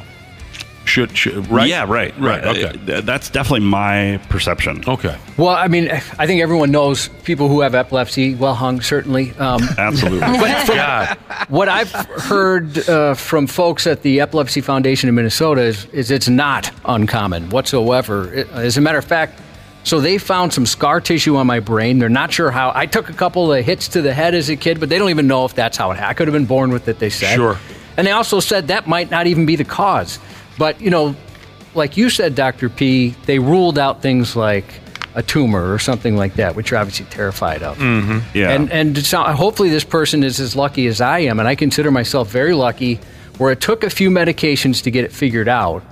But once it did, I mean, I haven't had a seizure since 2000. Well, I haven't had like a big one since 2007. That's I've had great, little Cubby. ones here and there, so... That's great. Yeah, it's good news for that person. Yeah, there's so many medications now, and it's and I think just the understanding of which ones work better for certain people, dosing. You can monitor levels, and most people do okay. I mean, it's frustrating, and maybe I can see how somebody would feel like, well, if they don't know what's causing it, why do I have it? But it's just that is the nature of it. I got you. It's weird. I wanted to get off the medication, right? Not that I'm having any major issues, but I just thought it would be nice to get off it. And so I went to the neurologist and said, I'd like to work my way off any medication. And then he doubled my medication. Oh! Just for asking. Yeah, I shouldn't have asked. You son of a bitch. Don't come at me with Can I follow up on something really quick? Yes. Is it the well-hung thing about people with epilepsy? Yeah, no. I mean, you're absolutely right. That is 100% correlation, even for women. Wow, that got a much better laugh than I thought. Okay, no, the first trimester bleeding. So first trimester with pregnancy, bleeding. It is definitely common. The one thing I should have brought up is if you know you're pregnant, or even I guess if you don't know you're pregnant, but you have bleeding and significant cramping or pain, you don't want to delay being seen, because there's always the possibility of an ectopic pregnancy, which is where you, instead of having pregnancy in the uterus where it belongs, it can be in the fallopian tube. And that can actually be a life-threatening thing. Okay. Because, I mean, literally the fetus starts growing in there, it gets bigger, but the fallopian tube's only so large, and so it can rupture. Okay. So severe pain, particularly with uterine bleeding, or with vaginal bleeding, you don't want to ignore. But again, the whole point of it is that it's not terribly uncommon to have a little bit of bleeding that doesn't threaten the pregnancy. Okay. All right. Leaky D Jesus has a question. He does. Every time he pees, doesn't matter how much he shakes that little thing, he can't get it all out. Well, he always ends up with a little in the pants because of that. And he says, I also have to go all the time. I'm in my early 30s. And his Jesus name is perfect for him. It is. Presumably he did that after he had the problem. But so 30s, yeah. I mean, a lot of guys do have that issue where if they don't tap or put some pressure up under the scrotum, they have a little bit of urine left in the urethra, and it will leak out. It does sound like he's having more trouble than that, and so it's the kind of situation where you need to be checked for gonorrhea, chlamydia, the usual stuff, because you could be having drainage and it could be urine. Gonorrhea and chlamydia. It could be. Most likely it is. Could be at the same time. Well, and usually, in a 30-year-old, if you're sexually active with more than one partner and not protected, then yes, that would probably be the most likely thing. Okay. Our great friend, the prostate, is always on the suspect list. He has always been a close friend. He is. I mean, he's a faithful companion, but he's kind of causes a lot of trouble. Hey, little buddy. Yeah. But that's a little bit. What's that? You want a massage? Sorry. No. Ew. But prostatitis, basically. Those would be the main things. And if you're someone who's, I remember this. I feel like I remember this from high school. Mr. Kramer, the biology teacher, told us about if you had repeated episodes of gonorrhea, you might get scar tissue in the urethra, and they stick a barbed thing down there. Oh! I still remember that vividly. Why did he say that? Was he telling he was trying to like a sex ed thing? I don't know. No, I don't they remember. Really stick a barbed thing down there? Maybe in the old days they did. Oh, yeah. It inspired me to go into medicine, though. Yeah. the mere thought Did that you I ever could go do back? that. Hey, thank for that barbed urethra comment. I should. Mr. Kramer, he was something else. Criminy. Yeah, so if there's some scar tissue, truly, that's where that was connected. Scar tissue that's preventing the urethra from draining because you've had various infections or something, then that could be it. So yeah, maybe this get in there and get it checked out. He's been just crushing ass all over town and never really wrapped it up. Okay. I'm concerned about this gentleman, or lady, I guess I don't know. I have terrible pain in my left side and my lungs feel like they're on fire. What the hell? That's not good. Left side. Left side, yes. You been smoking rocks? Well, yeah, terrible pain on my left side, feels my lungs are on fire. It's such a long list of things. This may be one we where might need a little more background as to what this person's been doing. Depending on how bad it is, you need to be seen immediately. Who knows? You could immediately. You're saying. Go see somebody. If you've got that much pain and it's interfering with your breathing or associated with breathing, it's not something to ignore. Chest wall pain that can feel weird and more intense than usual. It can even be something like shingles, where somebody will feel like, what the heck? I must have broke a rib or something, and they don't have any reason, and then suddenly they get a rash there. So it could be that, but it could be, again, it could be pneumonia. It could be, you could have a pneumothorax, a collapsed lung that's causing that. Oh, no. I had one of those. That sucked. Right. I know you have that experience. But obviously heart things, there's a million things that, if it's that level of acuity, at least go to urgent care. And did they send any further information about meth rocks, Josh? I haven't seen an update. All right. Well, yeah, I think you've covered as much as you can there on that one. Yeah. Not a lot of extra information there. I got a question for you. Obviously this time of year, people reevaluate their lives. Some people hate them, but some people love New Year's resolutions. If there's a health-related one, you always hear people say, I'm going to quit smoking. I'm going to go to the gym. I'm going to eat better, that kind of thing. I'm going to slow down on drinking. What would you say is like the number one thing you can do for your health? Number one thing you can do for your general health. If you're going to make one. Now, Ashley said she's given up marijuana. And nobody's buying it. As a matter, you drop it, or you pick them up, you dropped him, Jesus, said that he's already curious if she started smoking pot already since she made this announcement at 5:40. Right. No. You haven't slipped out? No, it's been 8 days, Dr. P. It's pretty cool. How do you feel? I feel amazing. You do? Yeah, I hope you keep it up. The nightmares are something else. I don't know if you know. You're having nightmares? Really? Yeah, that's pretty common. Actually, I've heard from other people. It has something to do with like your body never entering like full REM the way it needs to if you're going to bed high every night. But yeah, the dreams are crazy. I have. We talked about this before though. The CHS. The cannabinoid hypermesis syndrome. Yeah, so I kind of got sick of feeling like crap always. So it's been really good. Well, we're glad to hear it. We don't think it's going to last. You went to bed high every night? Just about. What's the matter with you? Not hard time sleeping. What were we talking about a minute ago? I was wondering, the one. Is there like a number one? Like push-ups or jogging or? Well, quitting smoking cigarettes. I think that. But I just started. Right. Well, then you can quit and get credit for quitting, even though you started. Nice He's job. Such a strong person. Real nice job, Nick. He had 2 cigarettes and he's done. I didn't think of it that way. These are horrible. And I can guilt people who haven't yet conquered quitting cigarettes. Yeah. What's the matter with you? I did it. Yeah. For so many different conditions, the top. Risk factor is smoking. So, right. Heart disease.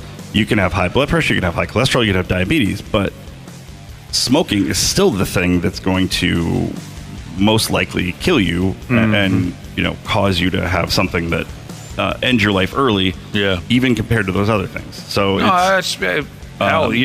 probably hit the number one answer. Yeah. If you're, maybe the other one would be. Being screened for diabetes if you're of age for that. And honestly, these days, pretty much if you go in for a physical, you get screened for diabetes. And if you have diabetes... Oh, really? What is it? It's just a blood test? Or what do they do? Oh, yeah. It's just a blood test. So it can be a fasting blood sugar, or it can be a test called the hemoglobin A1C, which kind of looks at your average blood sugar over the last few months, and you don't need to be fasting for that one. But if you have diabetes, getting on top of that, because in terms of risk factors for premature heart disease death, or premature heart disease stroke, causing terrible problems or leading to death, probably in this country, at least diabetes is second compared to smoking. I go to bed high every night and worry about diabetes. Excellent.